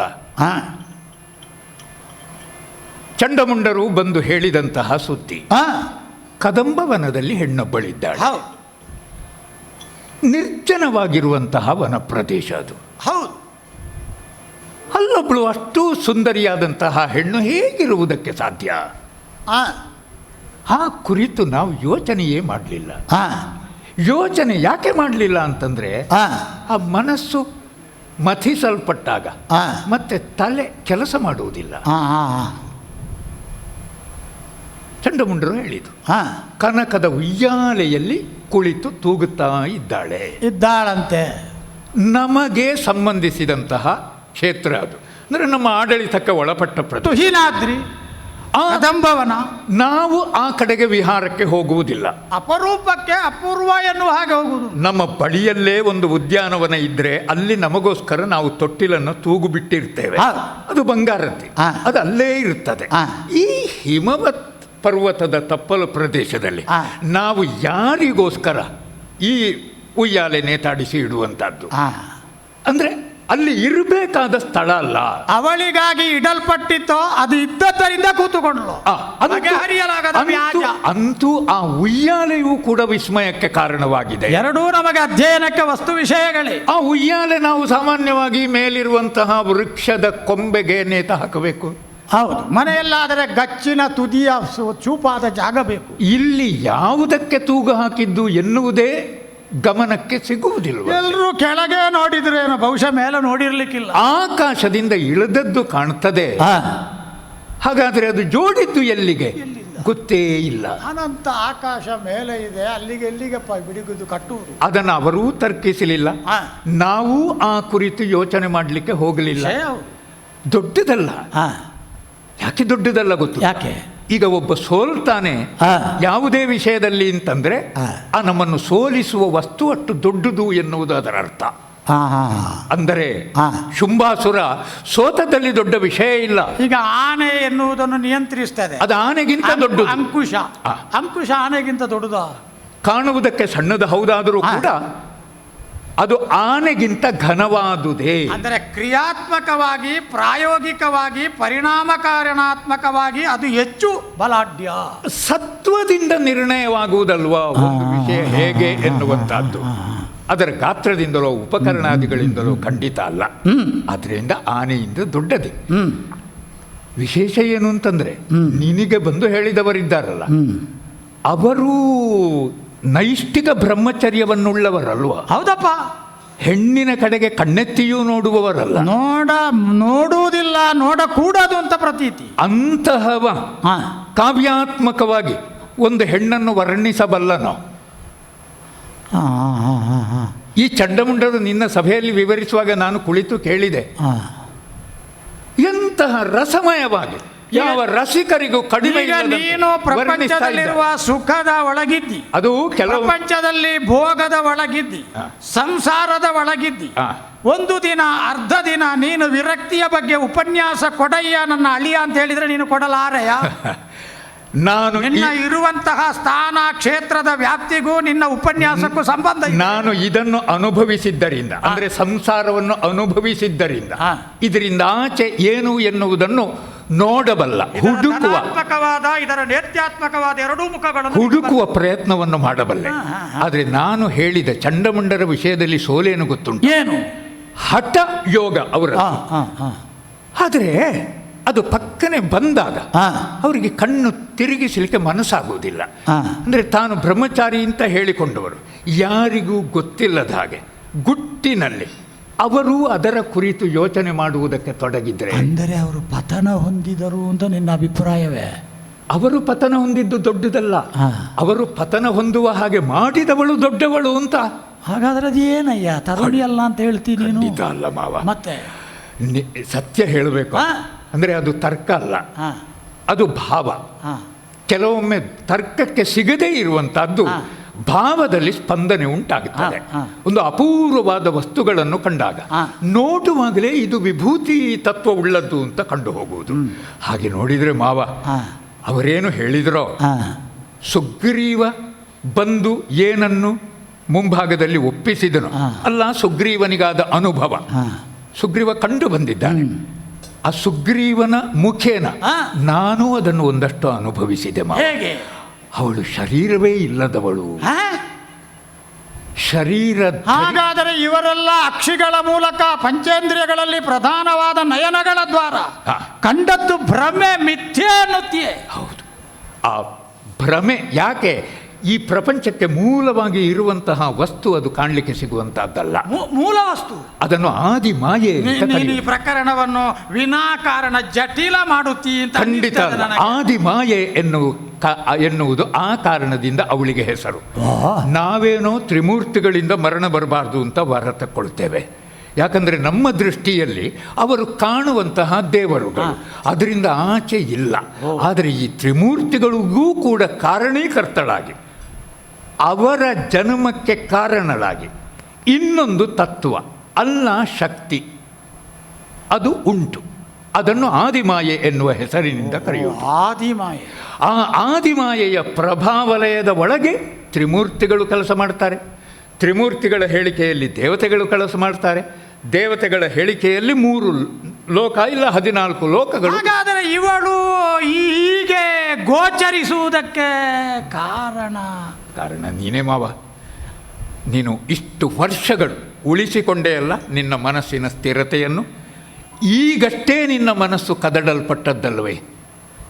ಅದಕ್ಕೆ ಕಾರಣ ಆ ಆದಿಮಾಯಾ ಸ್ವರೂಪಿಯಾದವಳಿಗೆ ನಮ್ಮ ಒಂದು ವರ್ಗ ಉಂಟಲ್ಲ, ದೈತ್ಯರ ವರ್ಗ, ಅವರ ಮೇಲಿರುವಂತಹ ಸಹಜ ವೈರ, ಇಲ್ಲ ಶಾಶ್ವತವಾದ ವೈರ. ಏನೇ ಹೇಳಿ ಮಾವ, ನಮ್ಮ ನೀತಿ ಅದು ಹೌದಾದರೂ ಕೂಡ ನಾವು ಪದೇ ಪದೇ ದೇವತೆಗಳ ಮೇಲೆ ಏರಿ ಹೋಗುವಂಥದ್ದಲ್ವ? ತ್ರಿದಶರ ಮೇಲೆ ಅದು ತ್ರಿಮೂರ್ತಿಗಳಿಗೆ ಎಳ್ಳಷ್ಟೂ ಸಮಾಧಾನವನ್ನು ಕೊಡುವುದಿಲ್ಲ. ಅವರ ಅತೃಪ್ತಿ ಕಾರಣವಾಗಿ ಅವರು ತಮ್ಮ ಕೈಯಿಂದ ಅದಕ್ಕೆ ಪರಿಹಾರ ಸಾಧ್ಯವಾಗದೆ ಹೋದಾಗ ಬೇಡಿಕೊಳ್ಳುವುದು ಆದಿಮಾಯೆಯನ್ನೇ. ಹೇಳುವ ಆದಿಮಾಯಾ ಯಾಮ, ಯಾಮ ಯಾವುದು ಇಲ್ಲವೋ ಅದು ಸಾಮಾಯ, ಅದುವೇ ಮಾಯೆ. ಆ ಮಾಯೆ ಇವರ ಉಪಕಾರಕ್ಕಾಗಿ ದೇಹಧಾರಿಯಾಗಿ ಬರ್ತಾಳೆ. ಇವಳೂ ಹಾಗೆಯೇ ಬಂದಿದ್ದಾಳೆ. ದೇವತೆಗಳ ಮೊರೆಯಂತೆ ದೈತ್ಯರ ಸಂಹಾರಕ್ಕಾಗಿ ಬಂದವಳು ಮಾವ. ನೆರೆ ಗೋಚರಿಸುವಳು. ಸಂಹಾರ ಮಾಡಬೇಕು ಅಂತಾದರೆ ಆಕರ್ಷಿಸಬೇಕಲ್ಲ, ಅದಕ್ಕೆ ಈ ದಾರಿಯನ್ನು. ಇದು ಸೂಜಿಗಲ್ಲಿನ ಸೆಳೆತದ ತತ್ವವ. ಹೌದು, ಮಾಯೆ ಎನ್ನುವುದರ ಅರ್ಥವೇ ಹಾಗಲ್ವೇ? ಬ್ರಹ್ಮದೇವ ಲೋಕದಲ್ಲಿ ಮಾಯೆಯನ್ನು ಸೃಷ್ಟಿಸಿದ್ದು ಯಾವ ರೂಪದಲ್ಲಿ? ಹೆಣ್ಣಿನ ರೂಪದಲ್ಲಿಯೇ. ಪ್ರಕೃತಿ ಒಬ್ಬಳು ಸಾಕಾಗುತ್ತದೆ ಎಲ್ಲವನ್ನೂ ನಾಶ ಮಾಡುವುದಕ್ಕೆ. ಆದ್ದರಿಂದ ಮಾವ, ಸರ್ವೇಶ್ವರಿಯವಳು, ಅವಳನ್ನು ಬಯಸುವುದು ಬಿಡು, ಅವಳು ದ್ವೇಷಿಸುವುದಕ್ಕೂ ಯೋಗ್ಯಳಲ್ಲ. ನಾವು ಆ ಕೆಲಸವನ್ನು ಮಾಡುವುದಕ್ಕೆ ಹೊರಟಿದ್ದೇವೆ ಮಾವ. ಹೊರಟದ್ದೇನು?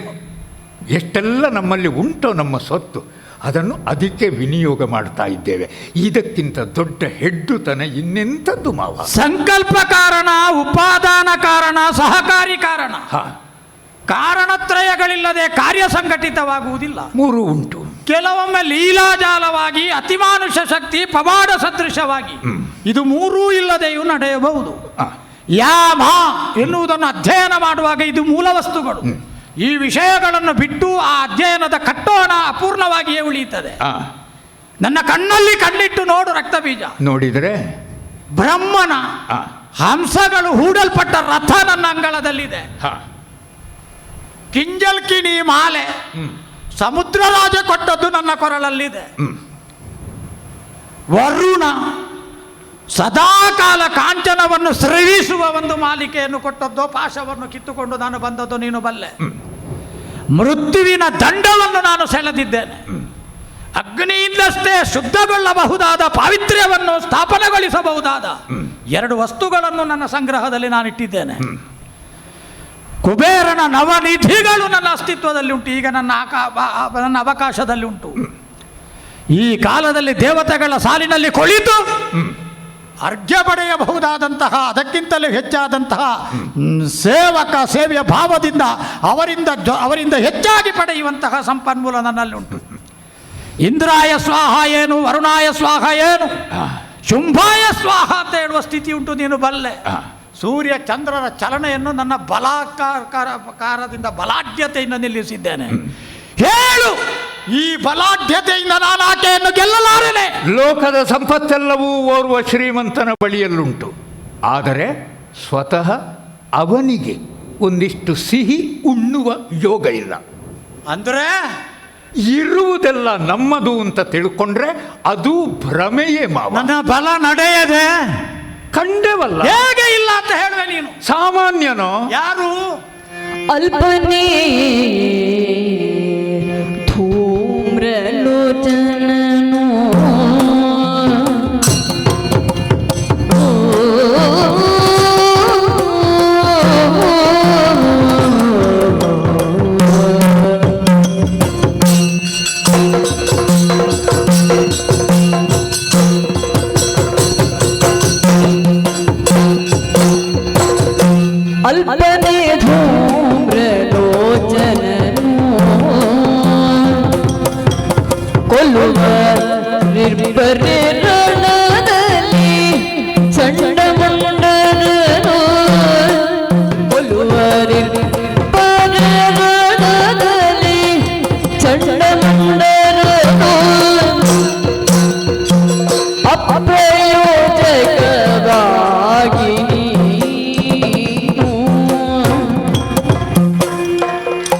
ಅಪ್ರಯೋಜಕವಾಗಿ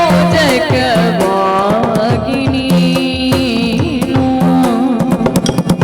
ಯಮ ಒಪ್ಪಿಸಲೇತಕ್ಕೆ ದೈತ್ಯಾನ್ವಯವನು ಯಮ ಒಪ್ಪಿಸಲೇತಕ್ಕೆ ದೈತ್ಯಾನ್ವಯವನು ಅಲ್ಪನೇ ಧೂಮ್ರಲೋಚನನು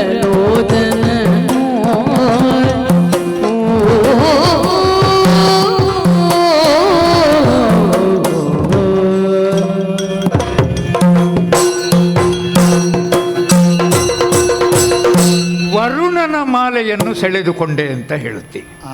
ಅದಕ್ಕೆ ವರುಣನ ಮಾಲೆ ಅಂತ ಯಾಕೆ ಹೆಸರು? ಅದು ವರುಣ ಸಂಬಂಧವಾದದ್ದೇ. ಯಮನ ಕಾಲದಂಡ ಯಾಕೆ? ಅದು ಯಮನ ಕೈಯಲ್ಲೇ ಇರುವಂಥದ್ದು. ಆ ಕಾಲದಂಡವನ್ನು ನೀನು ತೆಗೆದುಕೊಂಡೆ, ನೀನು ಯಮನಾದೆಯಾ? ಇಲ್ಲ. ಹಾಗಾದರೆ ಕೇವಲ ನಿನ್ನ ದೌರ್ಜನ್ಯವನ್ನು ಅವರ ಮೇಲೆ ತೋರಿಸಿದ್ದಷ್ಟೇ. ಅದರ ಪರಿಣಾಮವಾದದ್ದೇನು? ಸಂಕಲ್ಪವಿಲ್ಲದೆಯೇ ಕೆಲಸವಾಗುತ್ತದೆಯೋ? ಸ್ಪಷ್ಟವಾದ ಸಂಕಲ್ಪವೇ ಇದ್ದು ತಾನೇ ಉಪಾದಾನವೂ ನಿಮಿತ್ತವೂ ಆದ ಕಾರಣವನ್ನು ಹೊಂದಿ ಆ ಕಾರಣವನ್ನು ಸೃಷ್ಟಿಸಿ ಮೂರ್ತಿ ಭವಿಸಿ ಬಂದಿದ್ದಾಳೆ ಆ ತಾಯಿ.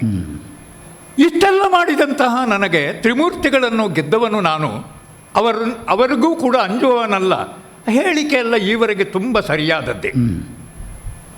ಆದರೆ ಇವಳ ಜೊತೆಗೆ ಯಾವ ಕಾಲಕ್ಕೂ ಕೂಡ ಆದದ್ದಿಲ್ಲವಲ್ಲ, ಕಂಡದ್ದೇ ಇಲ್ಲ, ಕೇಳಿದ್ದೇ ಇಲ್ಲ, ಗೊತ್ತಿಲ್ಲದೇ ಇರುವ ಅವ್ಯಕ್ತವಾದಂತಹ ಒಂದು ರೂಪ ಲೋಕದಲ್ಲಿ ಗುಡ್ಡಕ್ಕೆ ಗುಡ್ಡ ಅಡ್ಡ ಎನ್ನುವ ಹಾಗೆ ನೀನು ನಿನ್ನ ದೌಷ್ಟ್ಯದಿಂದ ಮೆರೆಯುತ್ತಾ ಇದ್ದರೆ ಅದು ಅನ್ಯಾಯ ಅಂತ ಕಂಡಂತಹ ಹೊತ್ತಿಗೆ ಅದಕ್ಕೆ ಪ್ರತಿಯನ್ನು ಮಾಡುವುದಕ್ಕಾಗುತ್ತದೆ ಎನ್ನುವುದನ್ನು ತೋರಿಸುವುದಕ್ಕೆ ಬಂದವಳು. ಆದ್ದರಿಂದಲೇ ನಾವು ಏನು ಇಷ್ಟೆಲ್ಲ ಬಲ ಉಂಟು, ಸಂಪತ್ತುಂಟು, ಕಳುಹಿಸಿದೆವಲ್ಲ ಸಾಮಾನ್ಯನು ಧೂಮ್ರಲೋಚನ, ಅವನ ಕಣ್ಣಿನಿಂದ ಹೊರಡುವುದು ಬೆಂಕಿ. ಆ ಬೆಂಕಿ ಬಿದ್ದಲ್ಲಿ ಎಲ್ಲವೂ ಸುಟ್ಟು ಹೋಗುವಂಥದ್ದು. ಒಂದು ಹುಂಕಾರದಿಂದ ಅವ ಭಸ್ಮೀಭೂತನಾಗಿ ಹೋದನಂತೆ ಮಾವ.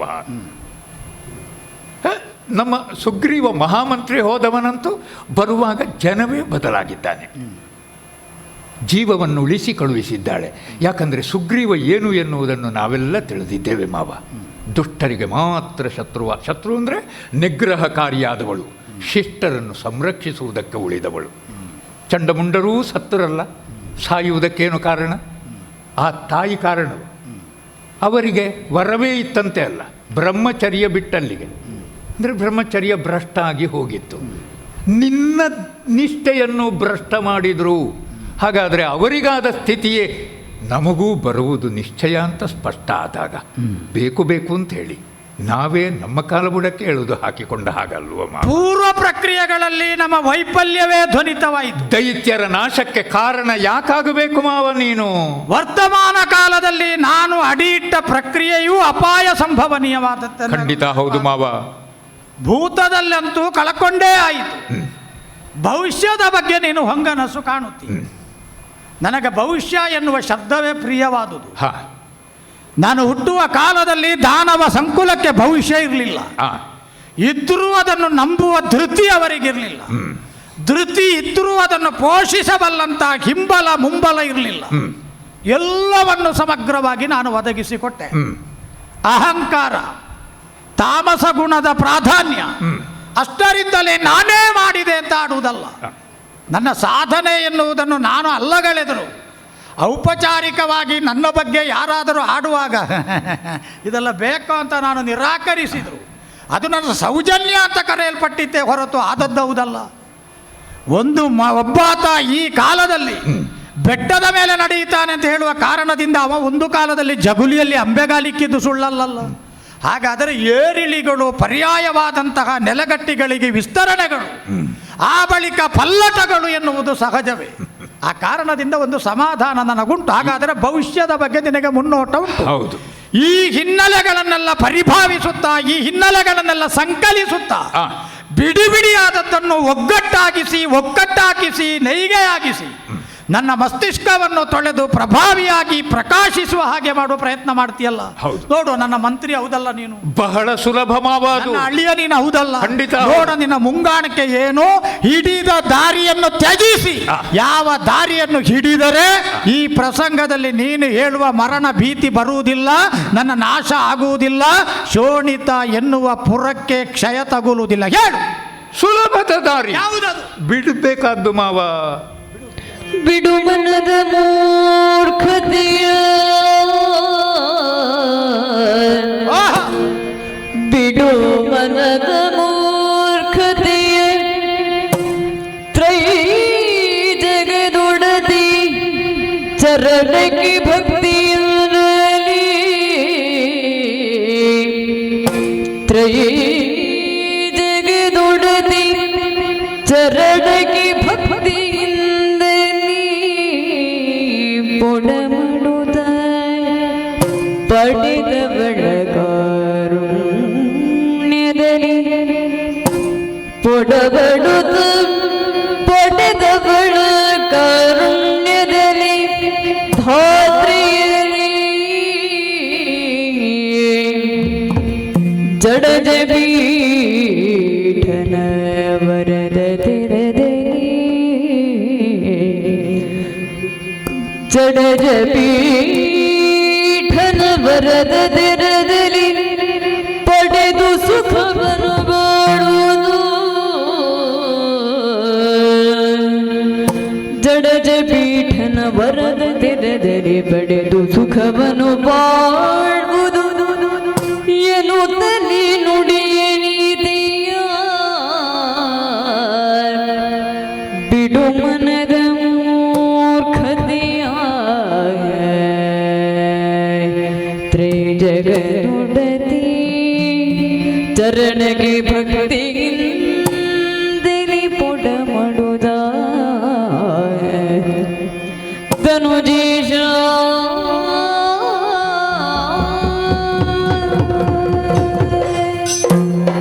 ನನ್ನದು ಎನ್ನುವುದನ್ನು ಬಿಡಬೇಕಾದ್ದು ಮಾವ.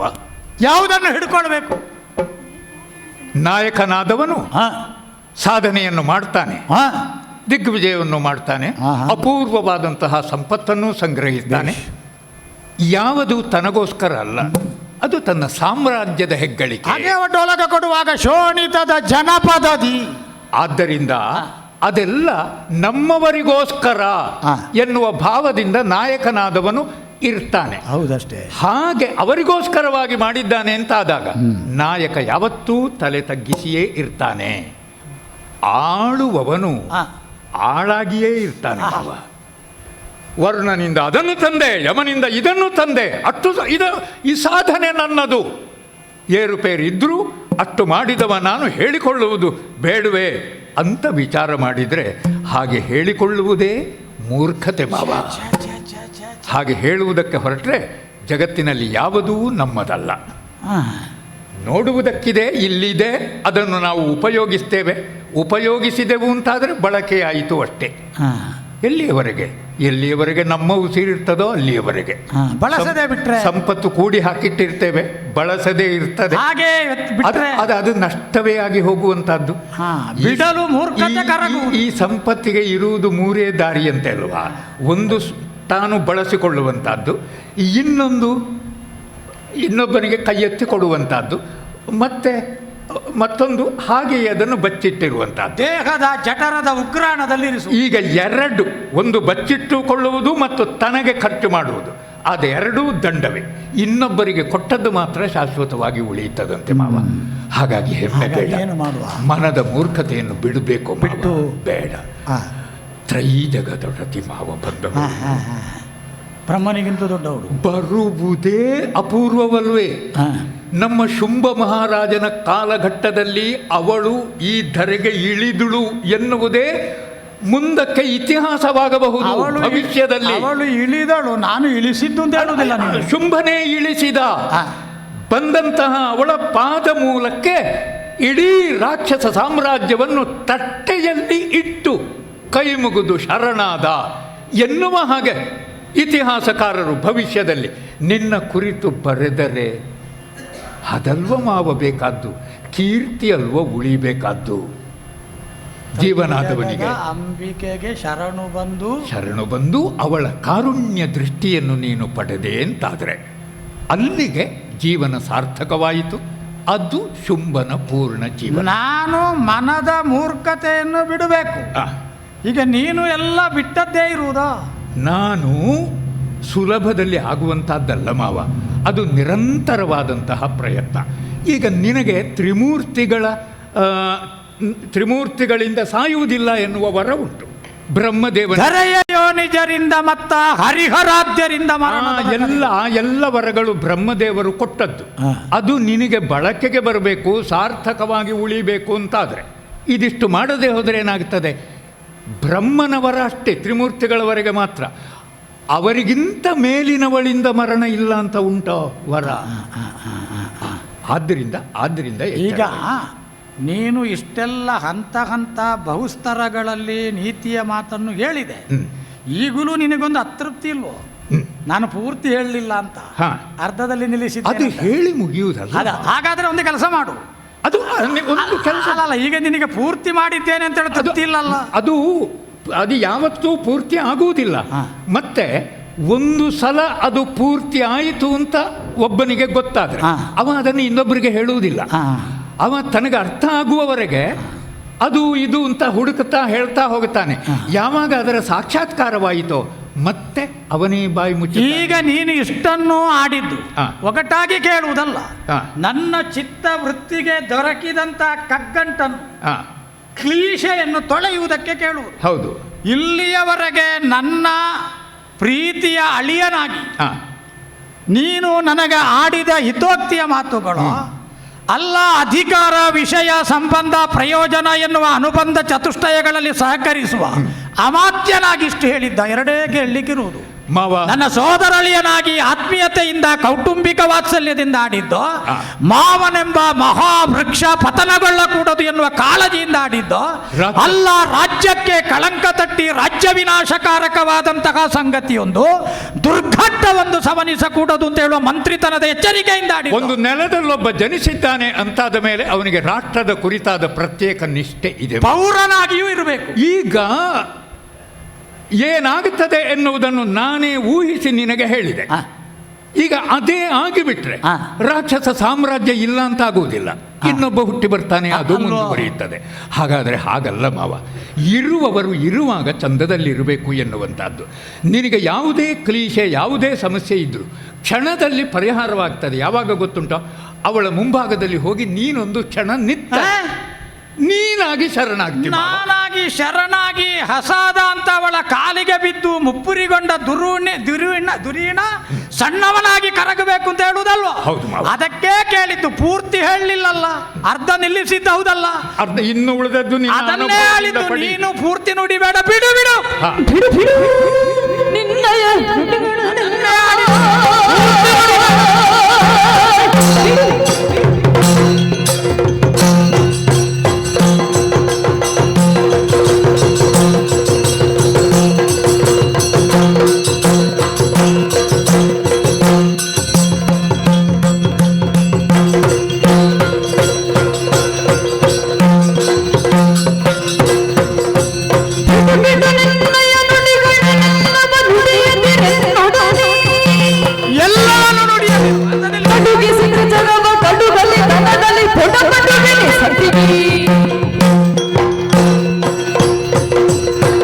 ರಕ್ತಬೀಜ ಮಾವ, ಎರಡೂ ನೆಲೆಯ ನಿನ್ನ ಕಾಳಜಿಗಳು ಸ್ವೀಕಾರ್ಯವೇ. ಒಂದು ಕುಲದ, ಒಂದು ಮಹಾ ಸಮುದಾಯದ ಉತ್ಕರ್ಷೆಯನ್ನು ಬಯಸುವ, ಅದರ ಉದ್ಧಾರಕ್ಕಾಗಿ ಹಪಹಪಿಸುವ ಒಬ್ಬ ವ್ಯಕ್ತಿ ಏನಾದರೇನಂತೆ, ಪೌರನಾಗಲಿ, ಸಾಮಾನ್ಯ ಸೇವಕನಾಗಲಿ, ಬಾಗಿಲ ಭಟನಾಗಲಿ, ಅಲ್ಲ ಪಂಜರದಲ್ಲಿ ಸಾಕಲ್ಪಟ್ಟ ಉಲಿಯುವ ಗಿಣಿಯೇ ಆಗಲಿ, ಅಲ್ಲ ಮಹಾಮಂತ್ರಿ ಆಗಲಿ, ಪದಾರ್ಥಗಳಲ್ಲಿ ಕೊನೆಯ ಸಾಲಲ್ಲಿ ನಿಲ್ಲುವ ಇನ್ನು ಪಕ್ವಗೊಳ್ಳದ ಯುವಕನೇ ಆಗಿರಲಿ, ಅದು ರಾಷ್ಟ್ರ ಕಲ್ಯಾಣದ, ರಾಷ್ಟ್ರೋತ್ಥಾನದ ಸಲಹೆ ಹೌದಾದರೆ ಸ್ವೀಕಾರ್ಯವೇ. ಈ ಕಾಲದಲ್ಲಿ ನೀನು ಇಷ್ಟನ್ನು ಕೇಳುವಾಗ ಕೊನೆ ಮಾಡಿದ್ದು ಹೇಗೆ? ಹೋಗಿ ಶುಂಭನೆಂಬ ದೈತ್ಯ ಕಾಯವನ್ನು, ಶುಂಭನೆಂಬ ವಿಶಾಲವಾದಂಥ ಸಾಧಕ ಪ್ರವೃತ್ತಿಯಿಂದ ಪ್ರಪಂಚವೇ ತಾನಾಗಿರುವಂತಹ ಒಂದು ಮೊತ್ತವನ್ನು ಇಷ್ಟು ಸುಲಭದಲ್ಲಿ ಏನೂ ಬೆವರಿಳಿಸದ ಒಬ್ಬಳು ಹೆಣ್ಣು ಮಗಳ ಕಾಲಬುಡದಲ್ಲಿ ಇಳಿಸಬೇಕು ಅಂತ ಹೇಳುವುದ? ಹೌದು. 14 ಲೋಕಗಳನ್ನು ಗೆದ್ದವ, ಪ್ರಪಂಚದಲ್ಲಿ ಮಹಾ ಸಾಧಕನೆಂಬ ಹೆಗ್ಗುರುತನ್ನು ದಾಖಲಿಸಿದವನು, ಇಷ್ಟರವರೆಗೆ ಬ್ರಹ್ಮಚರ್ಯದ ಬಲಾಢ್ಯತೆಯಿಂದ ಬದುಕಿದ ನನಗೆ ನೀನೀಗ ಎಲ್ಲ ಹೇಳಬೇಡ, ಅರ್ಧದಲ್ಲಿ ನಿಲ್ಲಿಸು ಅಂತ ಹೇಳಿದೆ. ನಿನ್ನ ನುಡಿಗಳೆಲ್ಲವನ್ನು ನುಡಿಯದಿರು, ನನ್ನನ್ನು ನೀನು ಪುಂಗಿಯ ಮೈಮರತಕ್ಕೆ ಒಳಗಾಗಿಸಿದ ಹಾವಿನ ಹಾಗೆ ಮಾಡಿಬಿಡ್ತೀಯ, ಅಷ್ಟು ಮಾತಾಡಬಲ್ಲೆ ನೀನು. ಆದರೆ ನಿನಗೀಗ ಭೀತಿ ಬಂದಿದೆ, ನಿನ್ನೊಳಗೊಂದು ತಲ್ಲಣ ಸ್ಫುಟವಾಗಿ ನನಗೆ ಕಾಣಿಸ್ತದೆ. ಆಹಾ, ಅಲ್ಲಿಗೆ ನೀನು ಗೆದ್ದೆಯೋ ಸೋತೆಯೋ ನನಗೆ ಗೊತ್ತಿಲ್ಲ. ನಿನಗೂ ಒಂದು ದೇಹದ ಬಗ್ಗೆ ಮೋಹ ಬಂತಲ್ಲ, ನೀನು ಗೆದ್ದರೆ ಮಾತ್ರ ನಾನು ನಿಡಿದಾದ ಶರೀರದ ಆಕೃತಿಯ ಬಗ್ಗೆ ನಿನಗೊಂದು ಒಲವು ಬಂತಲ್ಲ. ಹೇಗಾದರೂ ಈ ಚಂದದ ದೇಹವನ್ನು ಉಳಿಸಿಕೊಂಡು ರಕ್ತಬೀಜನೆಂಬ ಮಹಾನಾಮಕರಣದ ಮೂಲಕವಾಗಿ ಪ್ರಪಂಚದಲ್ಲಿ ಬಹುಕಾಲ ಬೆಳಗುತ್ತಾ ಈ ರಾಕ್ಷಸ ಸಂದೋಗದಲ್ಲಿ ದಾನವ ಸಮುದಾಯದಲ್ಲಿ ನನ್ನಂತವನ ಇಲ್ಲ ಎನ್ನುವ ಪ್ರಭಾವಲಯಕ್ಕೆ ತಾನೇ ಅಧಿಕಾರಿಯಾಗಿ ಮೆರೆಯಬೇಕೆಂಬ ಸ್ವಾರ್ಥದ ಸ್ವಕೀಯವಾದ ಸ್ವಜನ ಪಕ್ಷಪಾತಿ ಧೋರಣೆ ಬಂತಲ್ಲ. ಅಯ್ಯ, ಚಂದದ ಹಿಟ್ಟಿನಿಂದ ಮಾಡಿದ ಪ್ರತಿಮೆಯ ಹಾಗಿರುವ ನಿನ್ನ ಮೈಗೆ ಏನೂ ಆಗದಿರಲಿ, ಏನೂ ಆಗಬಾರದು, ಯಾರ ಅಂಬಿನ ಗುರುತು ನಿನಗಾಗಬಾರದು ಅಂತ ಆದರೆ ನೀನು ಮಾಡಬೇಕಾದ ಕೆಲಸ ಒಂದೇ. ಸಮುದ್ರಕ್ಕೆ ಇಳಿದ ಮೇಲೆ ಉಪ್ಪು ನೀರು ಕುಡಿಯುವುದಿಲ್ಲ ಅಂತ ಹೇಳಲಿಕ್ಕೆ ಆಗ್ತದ? ಮುಳ್ಳಿನ ಮಹಾಪರ್ವತಕ್ಕೆ ಹತ್ತಿದ ಮೇಲೆ ಮುಳ್ಳು ಚುಚ್ಚಿಕೊಳ್ಳುವುದಿಲ್ಲ ಅಂತ ಹೇಳಲಿಕ್ಕೆ ಬರ್ತದ? ಸುಗಂಧದ ಅಂಗಡಿಗೆ ಹೋದವನು ಸುಗಂಧ ಏನು ತಕ್ಕೊಳ್ಳದೆ ಹೋದರೂ ಪರೀಕ್ಷೆ ಮಾಡಿದ್ದಕ್ಕಾದರೂ ಬರುವಾಗ 1 ವಾರದ ಮಟ್ಟಿಗೆ ಉಳಿಯುವುದಿಲ್ಲ ಪರಿಮಳ. ಹಾಗೆಯೇ ಇದ್ದಿಲಿನ ಕಾರಣದಿಂದ ಅವನ ಮೈಯನ್ನು ಅದನ್ನೇ ಹೇಳುವುದು. ಆ ಕಾರಣದಿಂದ ಶುಂಭನ ಸಖ್ಯದಿಂದ ನಿನಗೇನಾದರೂ ನನ್ನ ಅಭೀಪ್ಸೆ, ನನ್ನ ಆತ್ಮವತ್ತಾದಂಥ ಆಲೋಚನೆಗಳು ನಿನಗೆ ಸ್ವಲ್ಪ ಪ್ರಸಾದ ರೂಪದಲ್ಲಿ ಸಿಕ್ಕಿದ್ರೆ ಸಂಗ್ರಹ ಮಾಡಿಟ್ಟುಕೋ, ಮತ್ತೊಬ್ಬರಿಗೆ ನೈವೇದ್ಯ ಕೊಡು. ಚಂದದ ಮೈ ಹಾಳಾಗುವುದು ಬೇಡ, ಪಕ್ಕಕ್ಕೆ ಸರಿದು ನಿಲ್ಲು. ಅಂತಃಪುರದಲ್ಲಿ ನಿನ್ನ ಹೆಣ್ಣಿನ ಜೊತೆಗೆ ನೀನಿರಬಹುದು, ನನ್ನನ್ನು ಹೋದಗಳು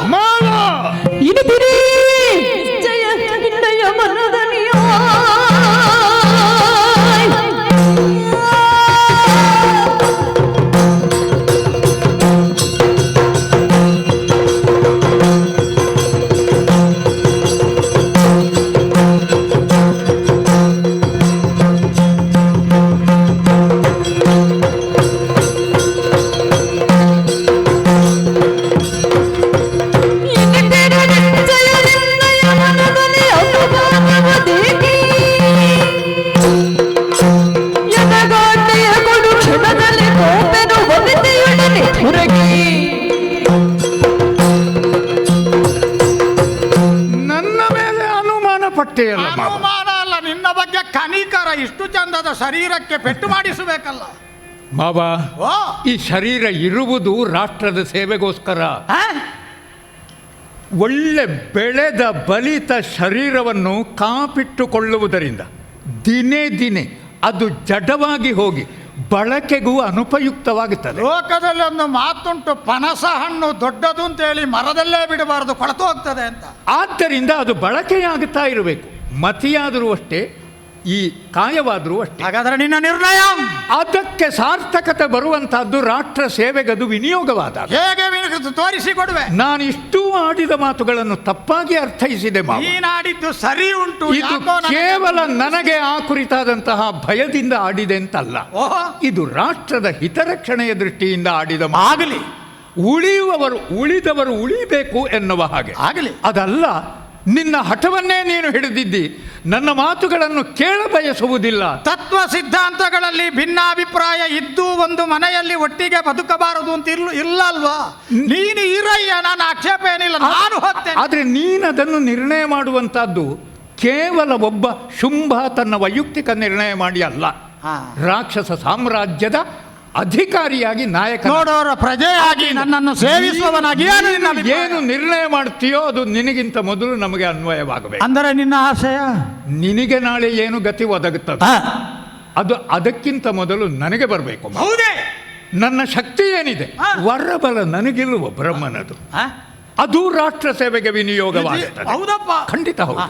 ಯುದ್ಧಕ್ಕೆ ತೆರಳಿದೆ ಅಂತಾದ್ರೆ ಪೂರ್ಣ ಶಕ್ತಿಯನ್ನು ನಾನಲ್ಲಿ ಬಳಸ್ತೇನೆ. ಹಾಗಾದರೆ ನೀನು ಹೋರಾಟಕ್ಕೆ ಹೋಗುತ್ತೇನೆ. ದೂರವೀಳ್ಯಕ್ಕಾಗಿ ಒಂಬಟ್ಟಲು ಸಿದ್ಧವಾಗಿಯೇ ಇದೆ. ತಗೊಳ್ಳುವವರು ಯಾರು ಅಂತ ಕಾಯ್ತಾ ಇದ್ದೆ. ನಾನೇ ತಕೊಂಡು ಹೋಗುವಂತಿದ್ದೆ. ತಗೊಳ್ಳೋ, ನಿನಗೆ ಈ ಕಾಲದಲ್ಲಿ ಯಾವ ಅಸ್ಮಿತೆಯೊಂದನ್ನು ಅನ್ವೇಷಣೆ ಮಾಡಬೇಕು ಅಂತ ಅನ್ನಿಸಿದೆಯೋ ಅದು ನಿನ್ನ ಶೋಧಕ ಚಿತ್ತವೃತ್ತಿಗೆ ಚಿತ್ರವಾಗಿ ಲಭ್ಯವಾಗಲಿ. ಅದರ ಜೊತೆಗೆ ಶುಂಭನ ನಿಶುಂಭನ ಆ ಸಾಮ್ರಾಟತನಕ್ಕೆ ಒಪ್ಪಿದಂತಹ ಈ ಶೋಣಿತದ ಸಾಮ್ರಾಜ್ಯದ ಸಿರಿಯನ್ನು ಉಳಿಸುವುದಕ್ಕೆ ನಿನಗೆ ಸಾಧ್ಯ ಆಗಲಿ. ಗೆದ್ದು ಬಾರಯ್ಯ, ಗೆದ್ದು ಬಾ. ಆದೀತು, ಹರಕೆ ಇರಲಿ, ಆದರೆ ಆ ರಣವೀಲ್ಯ ಹಾಗೆ ಉಳಿಸಿಕೊಳ್ಳಿ. ಯಾರಿಗೆ ಕೊಡ್ಲಿ? ಮುಂದೆ ಬೇಕಾದೀತು ಅಂತ. ಅಂದ್ರೆ ನಾನು ವಿಷಯ ಹೇಳಿದ್ದುಂಟಲ್ಲ, ಅದಷ್ಟು ಪರಮ ಸತ್ಯವೇ, ಆದರೂ ಮುಂದುವರಿ. ಈಗ ನೀನು ಹೋಗು ಬಿಡು ಅಂತ ಹೇಳುವ ಘಟ್ಟ ಅಲ್ಲ. ಹೊರಟ ಮೇಲೆ ಮತ್ತೆ ಹೇಳಲಿಕ್ಕಿಲ್ಲ. ಈಗಲೂ ಒಂದು ಹೇಳ್ತೇನೆ, ಏನು? ಇದು ರಣವೀಳ್ಯವೇ, ಬೇರೆ ವೀಳ್ಯ. ಆದಿ ಹೋಗಿ ಬಾ, ತೆರಳುತ್ತೇನೆ. ಬೇಡ.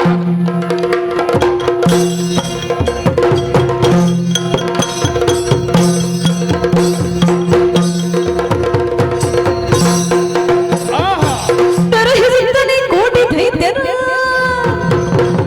ತರಿಸಿ ಶಸ್ತ್ರಾಸ್ತ್ರಗಳ ಬಂದವ ಮೆರೆಯುತ್ತಿರುಪಗದಂಬ ವನದಲ್ಲಿ ಗಂಡು ದೇವಿಯನು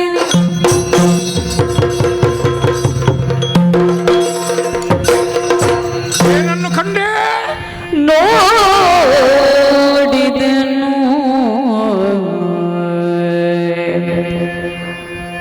ಕಲಿರಕ್ತ ಬೀಜನು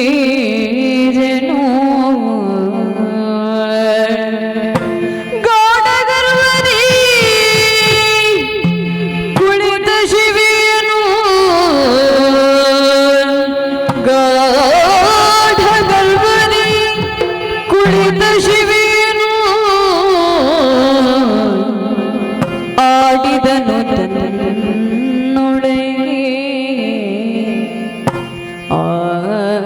ಆಡಿದನು ತನ್ನೊಳಗೆ ಇವಳನು ತಿಳಿಯದಿನಿತಾಯ್ತಿ ಮಾಡಲೇ ನಿನ್ನ ಗಡ ಮಾಡಲೇ ನಿನ್ನ ಗಡ ಶುಂಭನ ಗೋಡೆ ಭಾಷೆಯ ಉರಿದು ಬಂದೆ ಕೇಡು ಇವಳು ಬದ್ಧ ಕೇಡು ಇವಳು ಬದ್ಧವಾದರು ನುಡಿಸಿದೆನೆನುದ ನೋಡಿದನು ಕಲಿರಕ್ತ ಬೀಜನು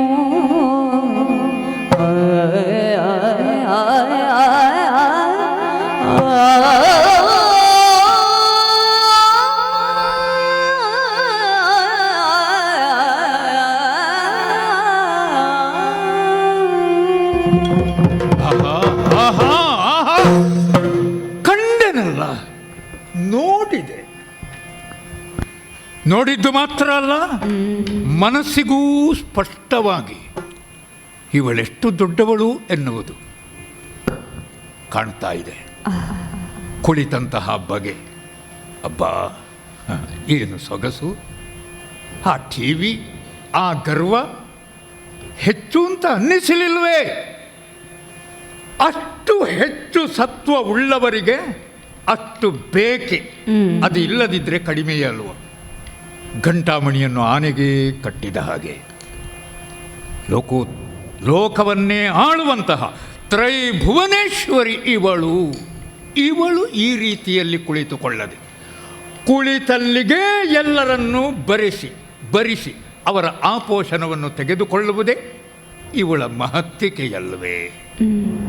ಅದನ್ನು ಅರ್ಥ ಮಾಡಿಕೊಳ್ಳದೆ ನಮ್ಮ ಒಡೆಯ ಕೆಟ್ಟನಲ್ಲ.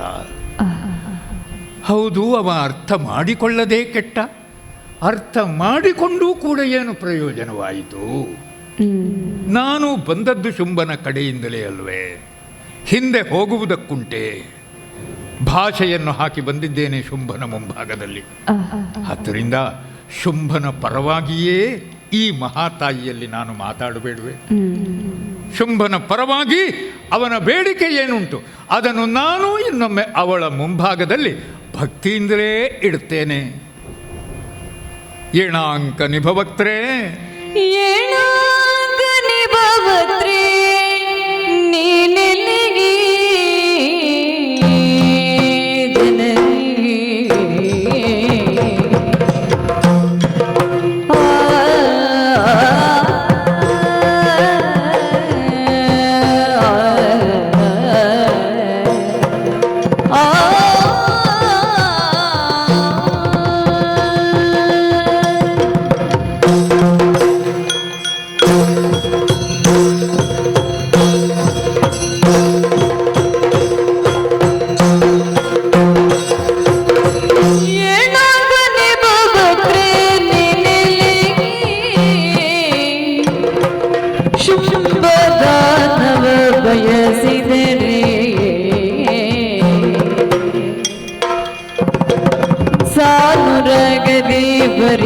ಬಯಸಿದೆ ಶೌರ್ಯದಿಂದಲೇ ಸಾರದೆ ವರ್ಣಿಸದೆ ಶೌರ್ಯದಿಂದಲೇ ಚೋಣಿಯ ಬಯಸಿದರೆ ಚೋಣಿಯ ಬಯಸಿದರೆ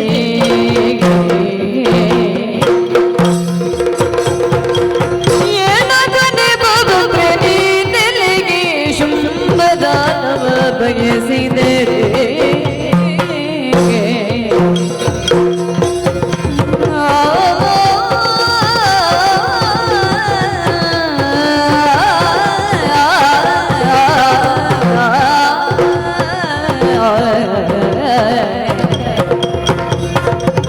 ಜನನಿ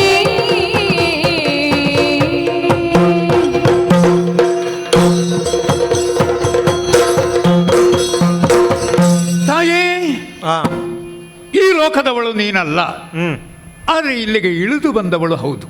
ಆ, ನೀನೆಷ್ಟೇ ದೊಡ್ಡವಳಾದರು, ಆ, ನೀನೆಷ್ಟೇ ಮಹಿಮಾವಂತಳಾದರು, ಹ್ಮ್, ಸಾಮಾನ್ಯ ಲೋಕ ನೀತಿ ಏನು ಗೊತ್ತಾ? ಹ್ಮ್, ವಸ್ತುವಿನ ಮೌಲ್ಯ ನಿರ್ಣಯವಾಗುವಂತಹದ್ದು ಹ್ಮ್, ಆ ವಸ್ತು ಎಲ್ಲಿ ಉಂಟು ಎನ್ನುವುದರ ಆಧಾರದ ಮೇಲೆ. ಹ್ಮ್, ದೇಹದ ಆರೋಗ್ಯಕ್ಕೆ ಅನುಕೂಲವೇ ಆಗಿರುವಂತಹ ತಕ್ರ, ಹ್ಮ್. ಮಜ್ಜಿಗೆ, ಹ್ಮ್, ಅದು ಅಡುಗೆ ಮನೆಯಲ್ಲಿಟ್ಟರೆ ಹ್ಮ್, ಎಲ್ಲರಿಗೂ ಬಡಿಸಲಿಕ್ಕೆ ಯೋಗ್ಯವಾಗಿರ್ತದೆ. ಹ್ಮ್. ಅದಕ್ಕೊಂದು ಪ್ರತ್ಯೇಕವಾದ ಮೌಲ್ಯ. ಹ್ಮ್, ಅದೇ ಇನ್ನೊಂದು ಮರದ ಬುಡದಲ್ಲಿ ಅದನ್ನು ಇಟ್ಟೆವು ಅಂತಾದರೆ ಆ, ಆ ಮರದಿಂದಲೂ ಅದೇ ಬಣ್ಣದ ರಸ ಇಳಿಯುತ್ತದೆ. ಹ್ಮ್, ಅದಕ್ಕೆ ಮಜ್ಜಿಗೆಯ ಮೌಲ್ಯ ಉಳಿಯುತ್ತದ. ಹ್ಮ್, ಎಲ್ಲಿಯೋ ಇರಬೇಕಾದಂತಹ ನೀನು ಹ್ಮ್, ಈ ಮಣ್ಣಿನ ನೆಲಕ್ಕೆ ಬಂದಿದ್ದೀಯ, ಆ, ಅಂದರೆ ಮಣ್ಣಿಗೇ ಸೇರಿದವಳಾಗಿ ಹೋದೆ ನೋಡು. ಆ,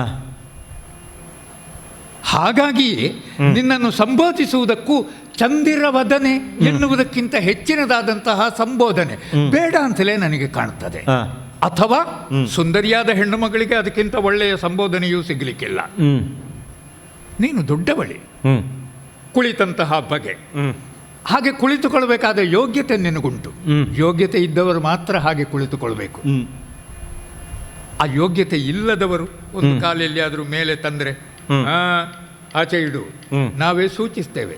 ಯಾಕಂದ್ರೆ ಮಾಡುವಂತಹದ್ದಲ್ಲ, ಅವರವರ ಸ್ಥಾನಕ್ಕೆ ತಕ್ಕಂತೆ. ಇಂತಹ ನಿನ್ನ ಯೋಗ್ಯತೆಗೆ ಸಮಾನನಾದವನೇ ಅಲ್ವೇ ನಮ್ಮ ಒಡೆಯನಾದ ಶುಂಭ. ಹಾ, ನೀನಿಲ್ಲಿ ಉಯ್ಯಾಲೆಯಲ್ಲಿ ಕುಳಿತಿದ್ದಿ, ಅವ ಎತ್ತರವಾದ ಸಿಂಹಪೀಠದಲ್ಲಿ ಕುಳಿತಿದ್ದಾನೆ.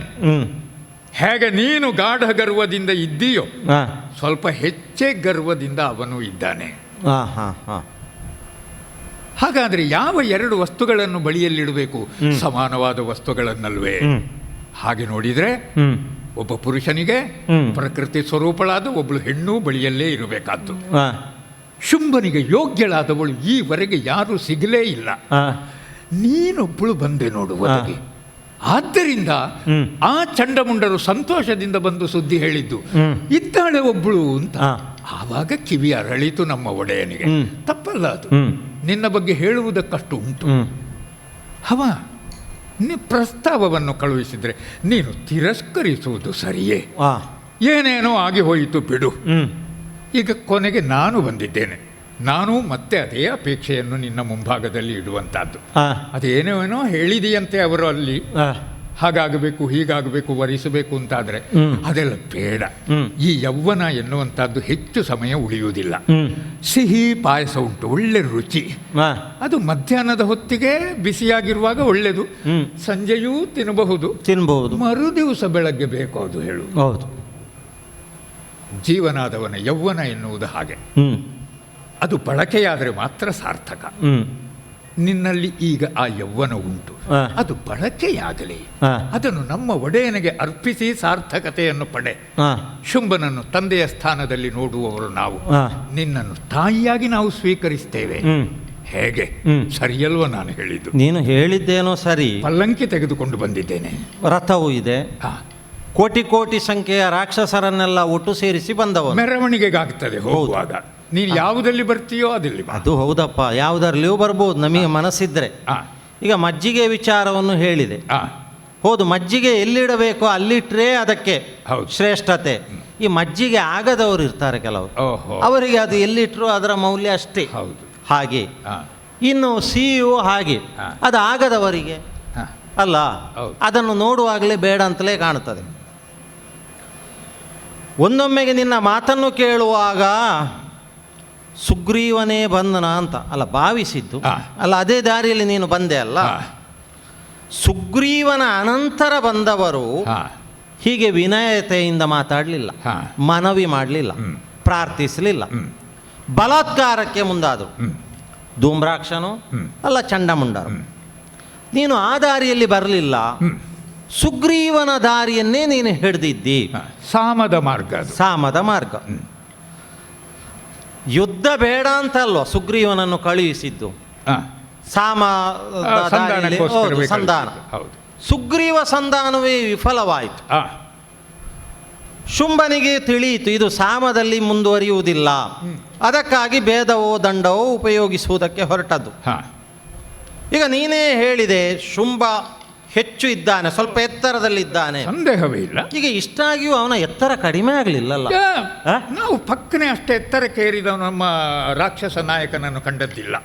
ಇಲ್ಲ, ಕೆಲವು ಸಲ ಹಾ. ತುಂಬ ಎತ್ತರಕ್ಕೆ ಏರಿದವರು ಹಾ. ಮತ್ತೆ ಅಲ್ಲಿಂದ ಒಮ್ಮೆಲೆ ಬೀಳುವುದು ಅಂತ, ಅತ್ಯುನ್ನತಿ ಪತನ ಹೇತು ಅಂತಲೂ ಇದೆ. ಹಾ. ಯಾಕೆ ನಾನು ಹೇಳಿದೆ ಅಂತ ಹೇಳಿದರೆ, ಅದೆಷ್ಟೋ ಮಂದಿ ಬಲಾನ್ವಿತರನ್ನೆಲ್ಲ ಈ ಕಡೆಗೆ ಕಳುಹಿಸಿದ, ಹೌದು. ಸರ್ವನಾಶ ಆದರು. ಆದರೂ ಅವನ ಬಲ ಕಡಿಮೆ ಆಗಲಿಲ್ಲ. ಆಗಲಿಲ್ಲ. ಅವ ಉಳಿದವರನ್ನು ಬೀಳಿಸುವುದು, ಅವ ಬೀಳುವುದಕ್ಕಿಲ್ಲ. ಬೀಳುವುದಕ್ಕಿಲ್ಲ. ಇಲ್ಲ. ಹಾ. ಉಳಿದವರೆಲ್ಲ ನಿಮ್ಮವರೆಲ್ಲ ಬಿದ್ದರು. ಹಾ. ಸೊನ್ನೆಯಿಂದ ಪ್ರಾರಂಭವಾದದ್ದು ಮತ್ತೆ ಸೊನ್ನೆಗೆ ಬರುವ ಲೆಕ್ಕಾಚಾರವೇ ಏನಲ್ಲ, ಅವನ ಲೆಕ್ಕ ಯಾವುದು ನನಗೆ ಗೊತ್ತಿಲ್ಲ. ಅದು ಸೃಷ್ಟಿಯ ರಹಸ್ಯವೇ ಅದಲ್ವಾ. ಹೌದು. ಒಂದು ಕಾಲದಲ್ಲಿ ಏನೂ ಇಲ್ಲದೆ ಇದ್ದಂತಹ ಸ್ಥಿತಿಯಿಂದ ಹೊರಟಂತಹ ಶುಂಭ ಕೆಳಗೆ ಇಳಿಯಲಾರದಷ್ಟು ಮೇಲೆ ಏರಿದವನು ಹಾ. ನಿಮ್ಮವರನ್ನೆಲ್ಲ ಕಳುಹಿಸ್ತಾ ಇದ್ದಾನೆ. ಹೌದು. ಅದು ಏನು ಗೊತ್ತುಂಟ, ಏನು? ಆ ಕೆಳಗಿದ್ದದ್ದು ಶೂನ್ಯ ಅಂದ್ರೆ ಏನು ಅಲ್ಲದೆ ಇರುವುದು. ಆ, ಮೇಲೆ ಏರಿ ಮುಟ್ಟುವ ಶೂನ್ಯ ಉಂಟಲ್ಲ, ಹಾ. ಅದು ಎಲ್ಲವೂ ಸೇರಿದ ಶೂನ್ಯ. ಹಾ. ಅದು ಪೂರ್ಣತೆ. ಪೂರ್ಣತೆ. ಈಗ ಪೂರ್ಣತೆ ಆದವನು ಮತ್ತೆ ಅದೇ ಪೂರ್ಣದಲ್ಲಿ ಇರ್ತಾನ. ಅದೇ ಪೂರ್ಣದಲ್ಲಿ ಇರಬೇಕು. ಒಂದು ಕೊರತೆ ನೋಡು, ಬಳಿಯಲ್ಲಿ ಒಂದು ಬೇಕಷ್ಟೇ. ಅದೇ ಬಳಿಯಲ್ಲಿ ಇಲ್ಲ ಅಂತಾದ್ರೆ ಪೂರ್ಣ ಆಗಿದೆ ಅಂತ ಅರ್ಥವ? ಹಾ. ಆ? ಅದಕ್ಕೆ ಪೂರ್ಣತೆ ಇಲ್ಲ ಅಂತಲೂ ಹೇಳುವುದಿದೆ ಅಂತ. ಅದಕ್ಕೆ ಬೇಕು ನೀನು. ಅದಕ್ಕೆ ಬೇಕು. ಆದರೆ ಅದಕ್ಕಾಗಿಯೇ ಹಾ. ಚಂಡಮುಂಡರೋ ಅಲ್ಲ ಸುಗ್ರೀವನು ಹಾ. ಬಂದು ಇಲ್ಲಿ ಹೇಳಿದವಾಗ ನಾನೇ ಹೇಳಿದೆ, ಹಾ. ಯುದ್ಧದ ಮೂಲಕವೇ ಯಾರು ನನ್ನನ್ನು ಗೆಲ್ತಾರೆ ಹಾ. ಅವನನ್ನು ನಾನು ಹಾ. ಗಂಡಸು, ಹಾ. ಗಂಡ, ವರ ಅಂತ ನಾನು ಸ್ವೀಕರಿಸ್ತೇನೆ. ಉಳಿದವರನ್ನು ಅಷ್ಟು ಸುಲಭದಲ್ಲಿ ಒಪ್ಪುವುದಿಲ್ಲ ಅಂತ. ಈಗ ನೀನು ಯುದ್ಧಕ್ಕಾಗಿ ಬಂದದ್ದ ಅಲ್ಲ? ಬರೀ ಸಾಮದ ಮಾತನ್ನಷ್ಟೇ ಆಡಿ ಹೋಗುವುದಕ್ಕೆ ಬಂದವಲ್ಲ. ಅಲ್ಲ, ಅಂದ್ರೆ ನಿನಗಿದು ಸಾನುರಾಗವೇ ಅಂತ ಕೇಳಿದೆ ನಾನು. ಈಗ ಸಾನುರಾಗ ನನಗೆ ಯಾವುದು? ಯುದ್ಧ ಅಲ್ವಾ? ಹೌದು. ಈಗ ಬಂದವನು ಯಾರು ಅಂತ ಅಲ್ಲ, ಗೊತ್ತಾಗಲಿಲ್ಲ. ಬಂದವನು ಎಲ್ಲದಕ್ಕೂ ಸಿದ್ಧನಾಗಿಯೇ ಬಂದಿದ್ದ. ಆಗ್ಲಿ ಅಪ್ಪ. ಎಚ್ಚರಿಕೆ ಹೇಳುವುದಷ್ಟೇ ಮೊದಲು. ಹಾ. ಅವನಿಗೆ ವರದ ಬಲ ಉಂಟು, ಬ್ರಹ್ಮಂದು ಸುಲಭ ಇಲ್ಲ ಅಂತ. ಹಾ. ಈಗ ಅವನಿಂದ ಮೊದಲು ನಾನು ಬಂದಿದ್ದೇನೆ. ಹೌದಾ? ನಾನು ಅಷ್ಟೇ ಗಟ್ಟಿಗ, ಸುಲಭ ಇಲ್ಲ. ಇದು ಹಿಂದೆ ಬಂದವರ ಹಾಗಲ್ಲ. ಮೊದಲು ಬಂದವರ ಹಾಗೆ ನೀನಲ್ಲ. ಖಂಡಿತ ಅಲ್ಲ. ಈಗ ಮೊದಲು ಬಂದವರೆಲ್ಲ ಶೈಮಿನಿಗೆ ಹೋದ್ರು, ಹಾ. ನೀನು ಅದೇ ದಾರಿಯನ್ನು ಹಿಡಿಲಿಕ್ಕೆ ಬಂದವನಲ್ಲ. ಹಾಗಾದ್ರೆ ಅವರಿಗಿಂತ ಗಟ್ಟಿಗಾದ್ರೆ ಯಾರು ಅಂತ ಆಗಬೇಕಲ್ಲ? ನಿನ್ನನ್ನು ಎಳ್ಕೊಂಡು ಹೋಗ್ಲಿಕ್ಕೆ ಬಂದ ರಕ್ತ ಬೀಜ ನಾನು. ರಕ್ತ ಬೀಜನ? ರಕ್ತ ಬೀಜಾಕ್ಯ ರಕ್ತ ಬೀಜ ನದಿ ಕಸ್ಕಂತನು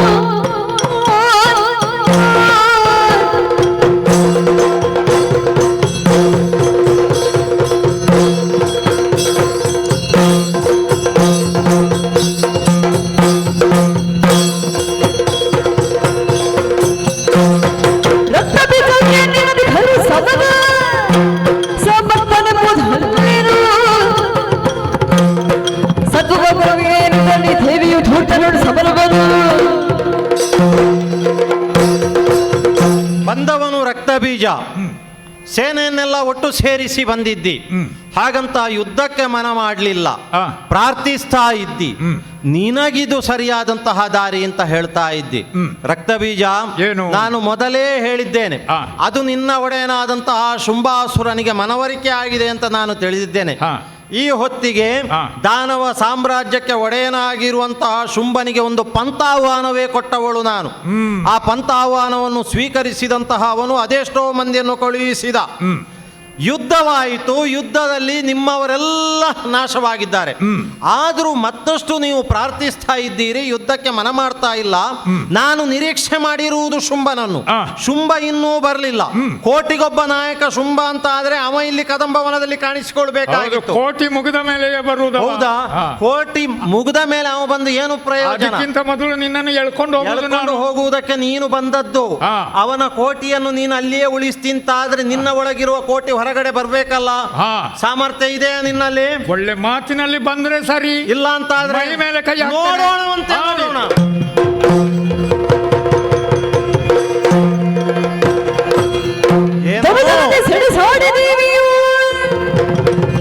ತಣಿದ ಕಾರಣದಿಂದ ತನ್ನಯ್ಯ ತನುವನಲಗಿಸಿ ಸಪ್ತ ಮಾತೃಕೆಯರು ಸರಾಗದಲ್ಲಿ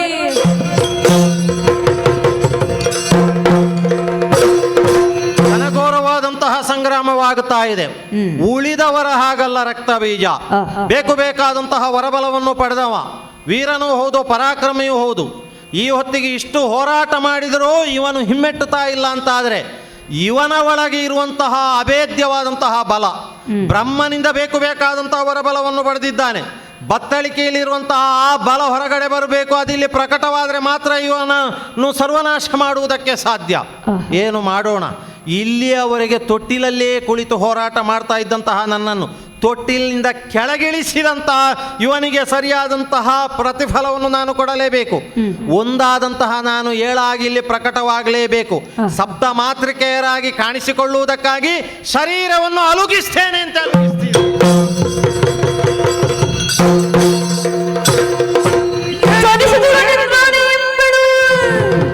ಹಣೆಗೆರೆಗೆ ಕುಲಿಶದಳು ಶೋಣಿತ ಜನಪದವ ಸೋಕಿದರೆ ದೈತ್ಯರು ಕೋಟಿ ಸಂಖ್ಯೆಯಲ್ಲಿ. ಹಣೆಗೆ ಬಿದ್ದ ಪೆಟ್ಟು ರಕ್ತ ಸುರಿಯುತ್ತಾ ಉಂಟು. ಒಳ್ಳೆಯದೇ ಆಯಿತು. ಹಾನಿ ರಕ್ತ ಕೆಳಗೆ ನೆಲಕ್ಕೆ ಬಿದ್ದರೆ ಸಹಸ್ರ ಸಂಖ್ಯೆಯ ರಕ್ಕಸರು, ರಕ್ತ ಬೀಜರು ನನ್ನ ಹಾಗೆ ಜನಿಸಿ ಬರ್ತಾರೆ. ಆದ್ದರಿಂದ ಧರಣಿಯಂ ಶೋಣಿತವು ಸೋಕಿದರೆ ದೈತ್ಯರೀ ಜನಿಸುವರೈಸಿ ಧರಿಸಿ ಘೋರಾಕರವಗರಿ ಬರಸೇನು ಛಾಚಿ ಹೀರಿ ರಕ್ತವರೆಲ್ಲ ದಾನವರನು.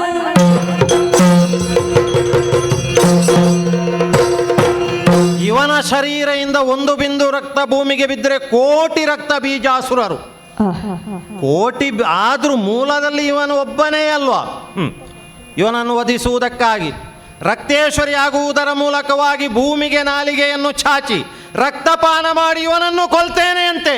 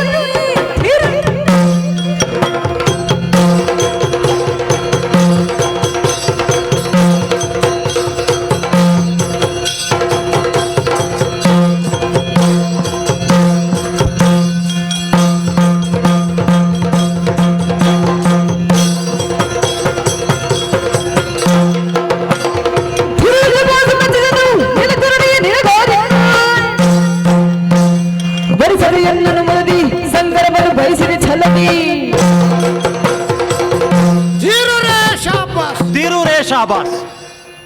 ನೀನು ಪ್ರತಿಕ್ರಿಯಿಸು ಎನ್ನುವ ನಿರೀಕ್ಷೆಯಿಂದ ಆಡಿದ್ದಲ್ಲ. ಹೊಗಳಿಕೆ ಬೇರೆ, ಮೆಚ್ಚುಗೆ ಬೇರೆ. ಪ್ರಪಂಚದಲ್ಲಿ ಹೊಗಳಿಕೆಗೆ ಒಂದು ಪ್ರತಿಭೆ ಬೇಕು.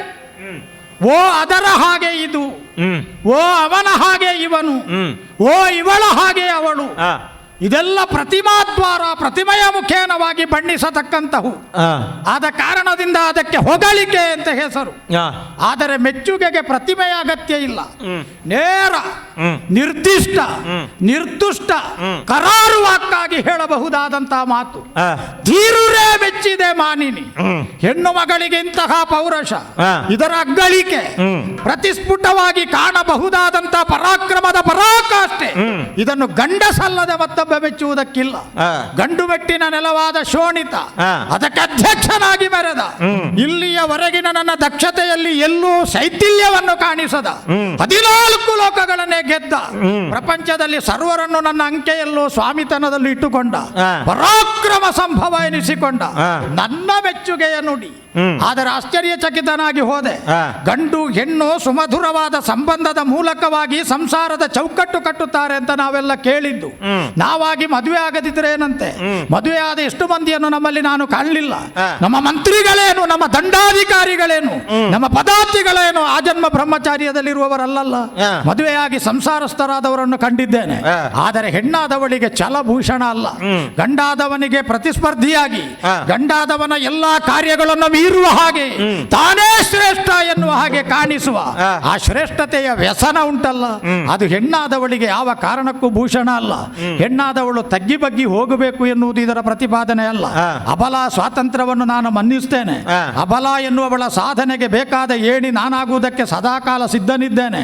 ನನ್ನ ಬೆನ್ನನ್ನೇ ಬಾಗಿಸಿ, ನನ್ನ ನೆತ್ತಿಯನ್ನೇ ಹಣಗಲ್ಲನ್ನಾಗಿಸಿ, ನಿನ್ನನ್ನು ಏರುವುದಕ್ಕೂ ನಿನ್ನನ್ನು ಏರಿಸಿ ಉನ್ನತವಾದ ಶಿಖರಕ್ಕೆ ತಲುಪಿಸುವುದಕ್ಕೂ ಹೇತುವಾಗಿ ನಾನು ನಿಂತೇನು. ಆದರೆ ದುಸ್ಸಾಧ್ಯವಾದ ಷರತ್ತುಗಳನ್ನು ಮುಂದಿಡುತ್ತೀಯಲ್ಲ, ಕಠಿಣ ಸಾಧ್ಯವಾದಂತಹ ಪಂಥಗಳನ್ನು ಮುಂದಿಡುತ್ತೀಯಲ್ಲ. ಚುಂಬನಾದರೇನು ತನಗೆ ಶಂಭುವೇ ತಾನಾಗಲಿ ಮೀಗೆ, ಅಂಬನೆಸದು ಎನ್ನನ್ನು ಗೆಲ್ಲದೆ ಎನ್ನ ಮನಸ್ಸು ಮದುವೆಗೆ ಒಡಂಬಡದಯ್ಯ. ಹೆಣ್ಣಾದವಳಿಗಿದು ಭೂಷಣ ಪ್ರಾಯವೇ? ಆದ ಕಾರಣದಿಂದ ನನ್ನ ಇಲ್ಲಿಯವರೆಗಿನ ಸರ್ವರನ್ನು ಕಳಕೊಂಡು ತಮ್ಮನಾದಂತಹ ನಿಶುಂಭನನ್ನು ನಿನಗೆ ಆಹುತಿಯಾಗಿ ತೆತ್ತ ಬಳಿಕವಾದರೂ ಜಿಜ್ಞಾಸುವಾಗಿ ನಿನ್ನ ಸಮ್ಮುಖದಲ್ಲಿ ನನ್ನ ಪ್ರಶ್ನೆ ನೀಡುತ್ತೇನೆ. ನೀನು ಮದುವೆ ಆಗುವುದನ್ನೇ ಬಯಸಿದವಳು ಹೌದಾದರೆ ಇಂತಹ ಒಂದು ಪಂಥವನ್ನು ಯಾಕಿಟ್ಟೆ? ಈ ಪಂಥವನ್ನು ಉತ್ತರಿಸುವುದಕ್ಕಾಗಿ ನನ್ನ ಪ್ರಬಲ ಪ್ರತಿಸ್ಪರ್ಧಿಗಳು, ನಿನ್ನ ಪ್ರತಿಸ್ಪರ್ಧಿಗಳು ಎನಿಸಿಕೊಂಡ ಸುಭಟರ ವ್ಯೂಹವನ್ನು ಕೊಟ್ಟು ಕಳುಹಿಸಿದೆ. ಅವರನ್ನೆಲ್ಲ ಯಾಕೆ ನೀನು ವಧಿಸಿದೆ? ಹೋಗಿ ನೀವಲ್ಲ ಬರ್ಲಿ ಶುಂಭ ಅಂತ ಹೇಳಬೇಡುವೆ? ಹಾಗಾದರೆ ಅವರೆಲ್ಲರ ಕಥೆಯನ್ನು ಮುಗಿಸಿದ ನೀನು ಈ ಕಾಲದಲ್ಲಿ ನನ್ನ ಎದುರು ಇನ್ನೂ ಈ ಆಲೆಯಲ್ಲಿ ಆಂದೋಲನಗೈಯುತ್ತಾ ನನ್ನ ಮನಸ್ಸು ಆಂದೋಲನಗೈಯುವ ಹಾಗೆ ಮಾಡ್ತೀಯಲ್ಲ. ಆದ ಕಾರಣದಿಂದ ನಿನಗೆ ಸ್ನೇಹಪೂರ್ವಕವಾಗಿ ಮೈತ್ರಿಯ ಸಂದೇಶವಾಗಿ ನಾನೇ ಸಂಧಾನಕಾರನಾಗಿ, ನಾನೇ ನಿಜವಾದ ಅರ್ಥದಲ್ಲಿ ವಧು ಆರ್ತಿಯಾಗಿ, ನಾನೇ ಒಂದರ್ಥದಲ್ಲಿ ಸಂಸಾರಕ್ಕೆ ಸಂಬಂಧಪಟ್ಟಂತಹ ಮದುವೆಯನ್ನು ನಡೆಸುವ ಕಲ್ಯಾಣ ಮಂಟಪದ ವಾರಿಸುದಾರನಾಗಿ ಎಲ್ಲವೂ ಆಗಿ ಹೇಳ್ತೇನೆ. ವರಿಸು ಅಥವಾ ವರಿಸುವ ಮೊದಲು ಹೀಗೊಂದು ಪಂಥ ಉಂಟು ಅಂತ ಆದರೆ ಯಾಕೆ ಈ ಜರಿಕೆ? ಹೌದಾ? ಈಗ ಪ್ರಾರಂಭದಲ್ಲಿ ದಿರೂರೆ ಅಂತ ನೀನು ಹೇಳಿದೆ. ನೀನು ಹೇಳಿದ್ದಕ್ಕೆ ನಾನು ದಿರೂರೆ ಅಂತ ಹೇಳಿದ್ದೆ. ನಾನು ಬೇರೆ ಆಲೋಚನೆ ಮಾಡಿ ಹೇಳಿದ್ದು. ಈಗ ಕಲ್ಯಾಣ ಮಂಟಪ ಇದೆಯಾ ಅಂತ ಕೇಳ್ತಾ ಇದ್ದಿ. ಮೊದಲಾಗಿ ನೀನು ಬರಲಿಲ್ಲ, ನಿನ್ನವರನ್ನೆಲ್ಲ ಕಳುಹಿಸಿಕೊಟ್ಟೆ. ನಿನ್ನವರನ್ನು ಕೊಂದವಳು ನಾನು. ಕದಂಬವನ ಎಂಬುದು ಈಗ ಸ್ಮಶಾನ ಭೂಮಿಯಾಗಿದೆ. ಸ್ಮಶಾನ ಭೂಮಿಯಾಗಿದ್ದು ಇದನ್ನೇ ಕಲ್ಯಾಣ ಮಂಟಪ ಅಂತ ನೀನು ಭಾವಿಸ್ತಾ ಇದ್ದಿ. ಈಗ ಮದುವೆಗೆ ನಮ್ಮವರು ಅಂತ ಬೇಕು, ಬಂಧು ಬಳಗದವರು ಅಂತ ಬೇಕು. ಯಾರೂ ಇಲ್ಲ, ಎಲ್ಲವರನ್ನು ಕಳೆದುಕೊಂಡೆ. ನಿನ್ನ ಸಹೋದರನೂ ಇಲ್ಲ, ಮಂತ್ರಿ ಸೇನಾಧಿಪತಿಗಳೂ ಇಲ್ಲ, ಬಂಧು ಬಳಗದವರು ಇಲ್ಲ, ಎಲ್ಲವರು ಸರ್ವನಾಶವಾಗಿದ್ದು ಈ ಸ್ಮಶಾನ ಸದೃಶವಾದಂತಹ ಕದಂಬವನಕ್ಕೆ ಬಂದಂತಹ ನೀನು ಇನ್ನೂ ಮದುವೆ ಆಗಬೇಕೆಂಬಂತಹ ಆಸೆಯಲ್ಲಿ ಬಾಸಿಂಗವನ್ನು ಧರಿಸಿ ಬಂದಿಯಲ್ಲ. ಗಾಂಧರ್ವ ವಿವಾಹಕ್ಕೆ ಸಂಸಾರ ಬೇಡ, ಕುಟುಂಬದ ಸದಸ್ಯರು ಬೇಡ, ಓಲಗ ಬೇಡ, ದೊಡ್ಡದಾದಂತ ತಮ್ಮಟೆ ಬೇಡ, ಇಬ್ಬರೇ. ಅದು ಮಸಣ ಆದರೇನು ಮರುಭೂಮಿ ಹೌದು. ಆದರೂ ಈಗ ಉಳಿದವರೆಲ್ಲ ಸತ್ತಂತಹ ದುಃಖ ನಿನ್ನಲ್ಲಿಲ್ವ ಅಂತ ಈ ದುಃಖ ಸಾಗರದಲ್ಲಿ ಮುಳುಗಿದ್ದಿ. ಆದರೂ ಮದುವೆಯ ಆಸೆಯೋ ಅಳಿವು ಉಳಿವಿನ ಮಹಾಪ್ರಪಂಚದಲ್ಲಿ ನಾನಿದ್ದೇನೆ. ಸೋಲುಗಳನ್ನೇ ಮೆಟ್ಟಿಲಾಗಿಸಿ ಗೆಲುವಿನ ಶಿಖರ ಸೇರಿದವನು, ಕಳಕೊಳ್ಳದ ಹೊರತು ಪಡೆಯುವುದಕ್ಕೆ ಸಾಧ್ಯ ಇಲ್ಲ ಅಂತ ನಂಬಿದವ ನಾನು. ಮೊದಲು ಇವರು ಮೊದಲ ಯೋಚನೆ ಮಾಡು, ನಾನೇ ಮೊದಲು, ಆಮೇಲೆ ಇವರೆಲ್ಲ ಸೇರಿಕೊಂಡವರು. ಇನ್ನೂ ಸಂಪಾದನೆ ಮಾಡಿಯೇನು? ಇಷ್ಟಕ್ಕೂ ನನ್ನನ್ನು ಮದುವೆ ಆಗದೇ ಇರುವುದಕ್ಕೆ ಕಾರಣ ಏನು? ಗಂಡು ಮೆಟ್ಟಿನ ನೆಲದಲ್ಲಿ ಹುಟ್ಟಿದವನು, ಬೆಳೆದವನು, ಎತ್ತರಕ್ಕೆ ಏರಿದವನು, ಕೆಳಗೆ ಇಳಿಯಲಾರದಷ್ಟು ಮೇಲೆ ಏರಿದ ಶುಂಭ ನೀನು ಶುಂಭ? ಅಲ್ವಾ? ಹಾ. ಅದೇ ಶುಂಭನ ಎದೆ ಹಾ. ಶೋಣಿತಾಪುರದಲ್ಲಿ ಇದ್ದರೂ ಗಡಗಡ ನಡುಗುವ ಹಾಗೆ ನಾನು ಮಾಡಿದ್ದೇನೆ ಅಂತಾದ್ರೆ ಹಾ. ಇನ್ನು ಹೆಚ್ಚು ಹೊತ್ತು ನೀನು ಉಳಿಯುವುದಕ್ಕೆ ಇದೆಯೋ ಅಂತ ನಿನ್ನನ್ನು ನೀನು ಅಂದ್ರೆ ಪ್ರಶ್ನಿಸಬೇಕಾಗ್ತದೆ. ಈಗ ನನ್ನ ಧಿರುರೇ ಶಾಪಾಸ್ ಎನ್ನುವುದಕ್ಕೆ ನಿನ್ನ ಪ್ರತಿಕ್ರಿಯೆ ಹೇಗೆ? ಪ್ರತಿಕ್ರಿಯೆ ಹೇಗೆ ಗೊತ್ತಿದೆಯೋ? ಹಾ. ವರಿಸುವ ಮನ ನಿನ್ನಲ್ಲಿ ಇದ್ದರೆ ಒರೆಸುವ ಮನ ಬಿಡ್ತವನು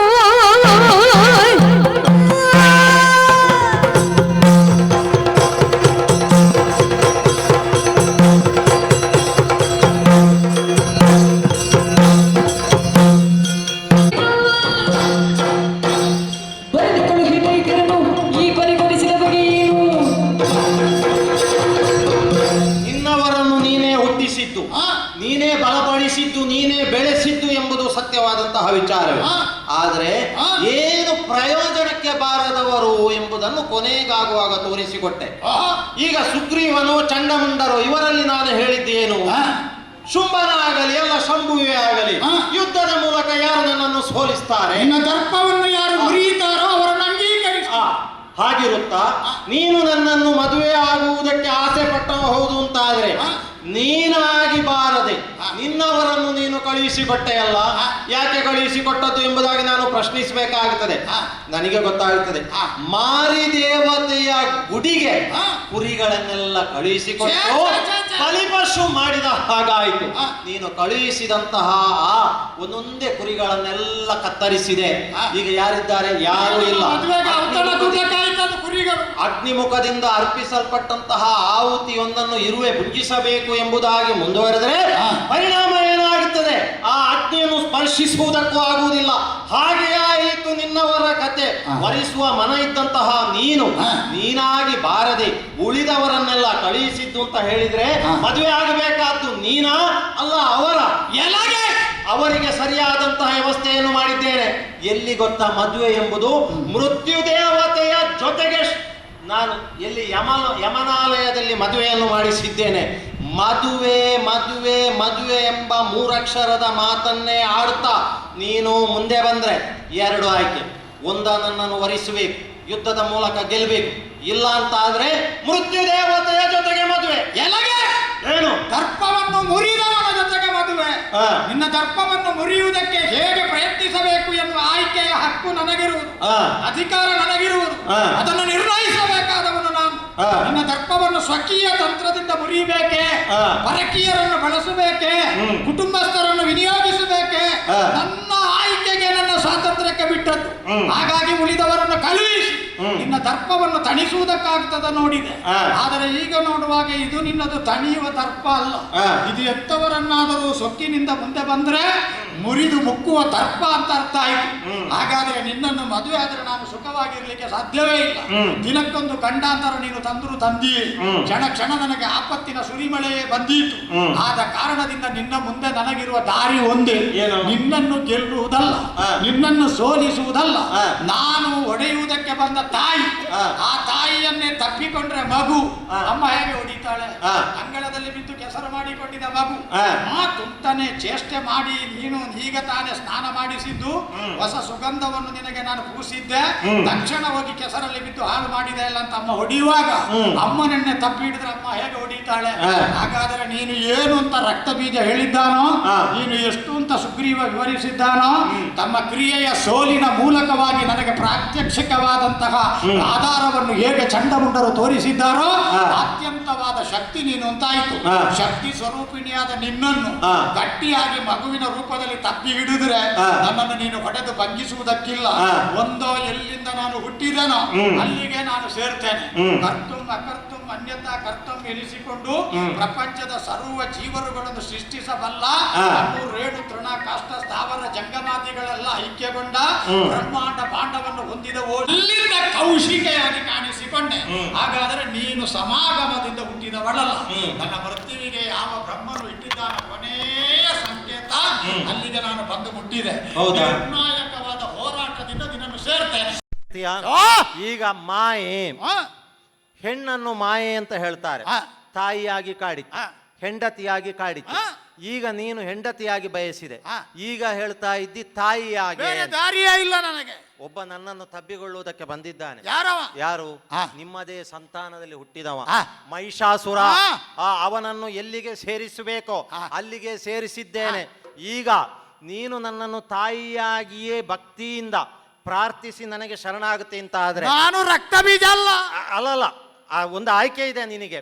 ನೀನು ದೇವಲೋಕಕ್ಕೆ ದಾಳಿಯನ್ನು ಮಾಡಿದೆ ಅಲ್ಲ, ದೇವತೆಗಳನ್ನೆಲ್ಲ ಓಡಿಸಿದೆ ಅಲ್ಲ, ಸೂರ್ಯಚಂದ್ರರನ್ನು ವಶಕ್ಕೆ ತಗೊಂಡು ವಶಕ್ಕೆ ತೆಗೆದುಕೊಂಡಿದ್ದಿ, ಹಾ. ನಿಯಂತ್ರಿಸಿದ್ದಿ. ಹಾ. ಈಗ ದೇವತೆಗಳು ಎಲ್ಲಿದ್ದಾರೆ? ಗೊತ್ತಿಲ್ಲ. ಗೊತ್ತಿಲ್ಲ. ಆ ಪ್ರಶ್ನೆಗೆ ಉತ್ತರ ಇವತ್ತಿಗೂ ನಿಮಗೆ ಸಿಗುವುದಕ್ಕೆ ಕಷ್ಟವಾಗಿದೆ. ಹಾಗಾದ್ರೆ ಮಾಯೆಯನ್ನು ಮೀರಿ ನಿತ್ತವಳು ನಾನು, ತ್ರಿದಶರ ಪೊರೆಯ ನೆರೆಗೋಚರಿಸುವಳು. ಒಂದು ಮನ್ವಂತರದವರೆಗೆ 100 ಯಾಗವನ್ನು ಮಾಡಿದಂತಹ ದೇವೇಂದ್ರನಿಗೆ ಹಾ. ದೇವಲೋಕ. ಹಾ. ಇದು ನಿಯಮ, ತ್ರಿಮೂರ್ತಿಗಳು ಮಾಡಿದಂತಹ ನಿಯಮ. ಇದನ್ನು ನೀವು ಭಂಗಿಸ್ತೀರಿ, ಉಲ್ಲಂಘಿಸ್ತೀರಿ ಅಂತ ಆದ್ರೆ ನಿಮಗೂ ಸರಿಯಾದಂತಹ ಶಿಕ್ಷೆಯನ್ನು ಕೊಡಬೇಕಾಗುತ್ತೆ. ತಪ್ಪಾಯಿತು ಅಂತ ಶರಣಾದ್ರೆ ಸ್ವಲ್ಪ ಸಮಯ ಆದರೂ ಉಳಿಬಹುದು.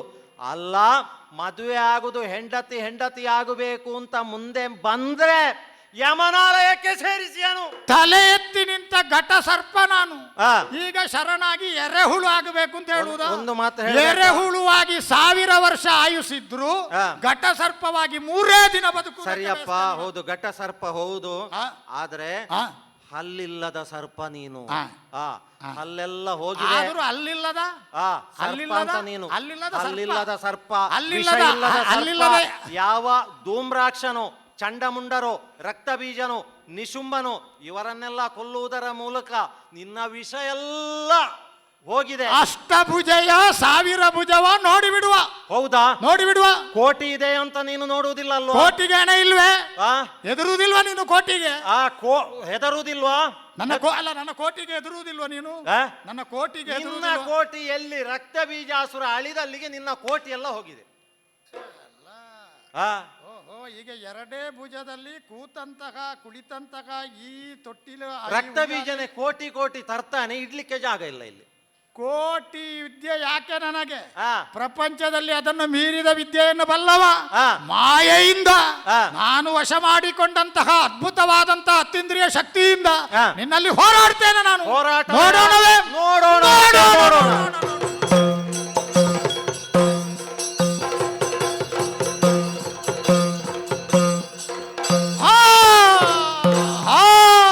ದೇವೇಂದ್ರ ಕಂಡೆಯ ಸುರನಾಥ ದೈತ್ಯರ ರುಂಡಬನು ಸಂಗ್ರಾಮದಲ್ಲಿ ಭೂಮಂಡಲಕ್ಕೆ ಕೆಡಹಿರ್ಬಹದನವ ಚಂದವಾಗಿ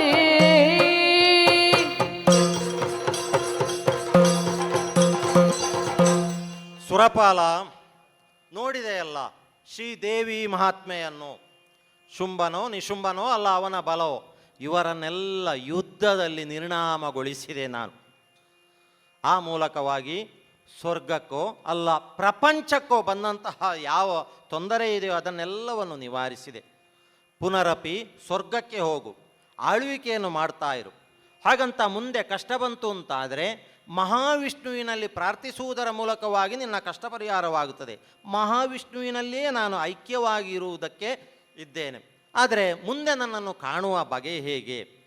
ಮುಂದೆ ಶ್ರೀಪತಿಯೇ ಮಹಾವಿಷ್ಣುವೇ ದ್ವಾಪರಾಯುಗದಲ್ಲಿ ಶ್ರೀಕೃಷ್ಣನಾಗಿ ಅವತಾರಗೆಯುವುದಕ್ಕಿದ್ದಾನೆ. ಆ ಕಾಲಕ್ಕಾಗುವಾಗ ಅವನ ಸಹಭವೇ ಎನಿಸಿ ಮಾಯೆ ಎಂಬಂಥ ಹೆಸರಿನಿಂದ ಒಮ್ಮೆ ಕಾಣಿಸಿಕೊಳ್ಳುವುದಕ್ಕೆ ಇದ್ದೇನೆ. ಶುಭವಾಗಲಿ. ಲೋಕ ಸಮಸ್ತ ಸುಖಿನೋ ಭವಂತು. ಕರದಳು ಪರಶುಭ ಕುಶಧರನಿಗೆ ಹರುಷದಿ ಭಕ್ತರ ಕೊರೆವ ಬಗೆ ಉರಗಭೂಷಣ ನಸುಕು ಬಾರ ಗಜವದನ ಚರಣ ಕಮಲಗಾರತಿ ಎತ್ತಿರೇ ಆರತಿ ಬೆಳಗಿರೆ ಗಜಮುಖದ ಬಗೆ ಗಡಬ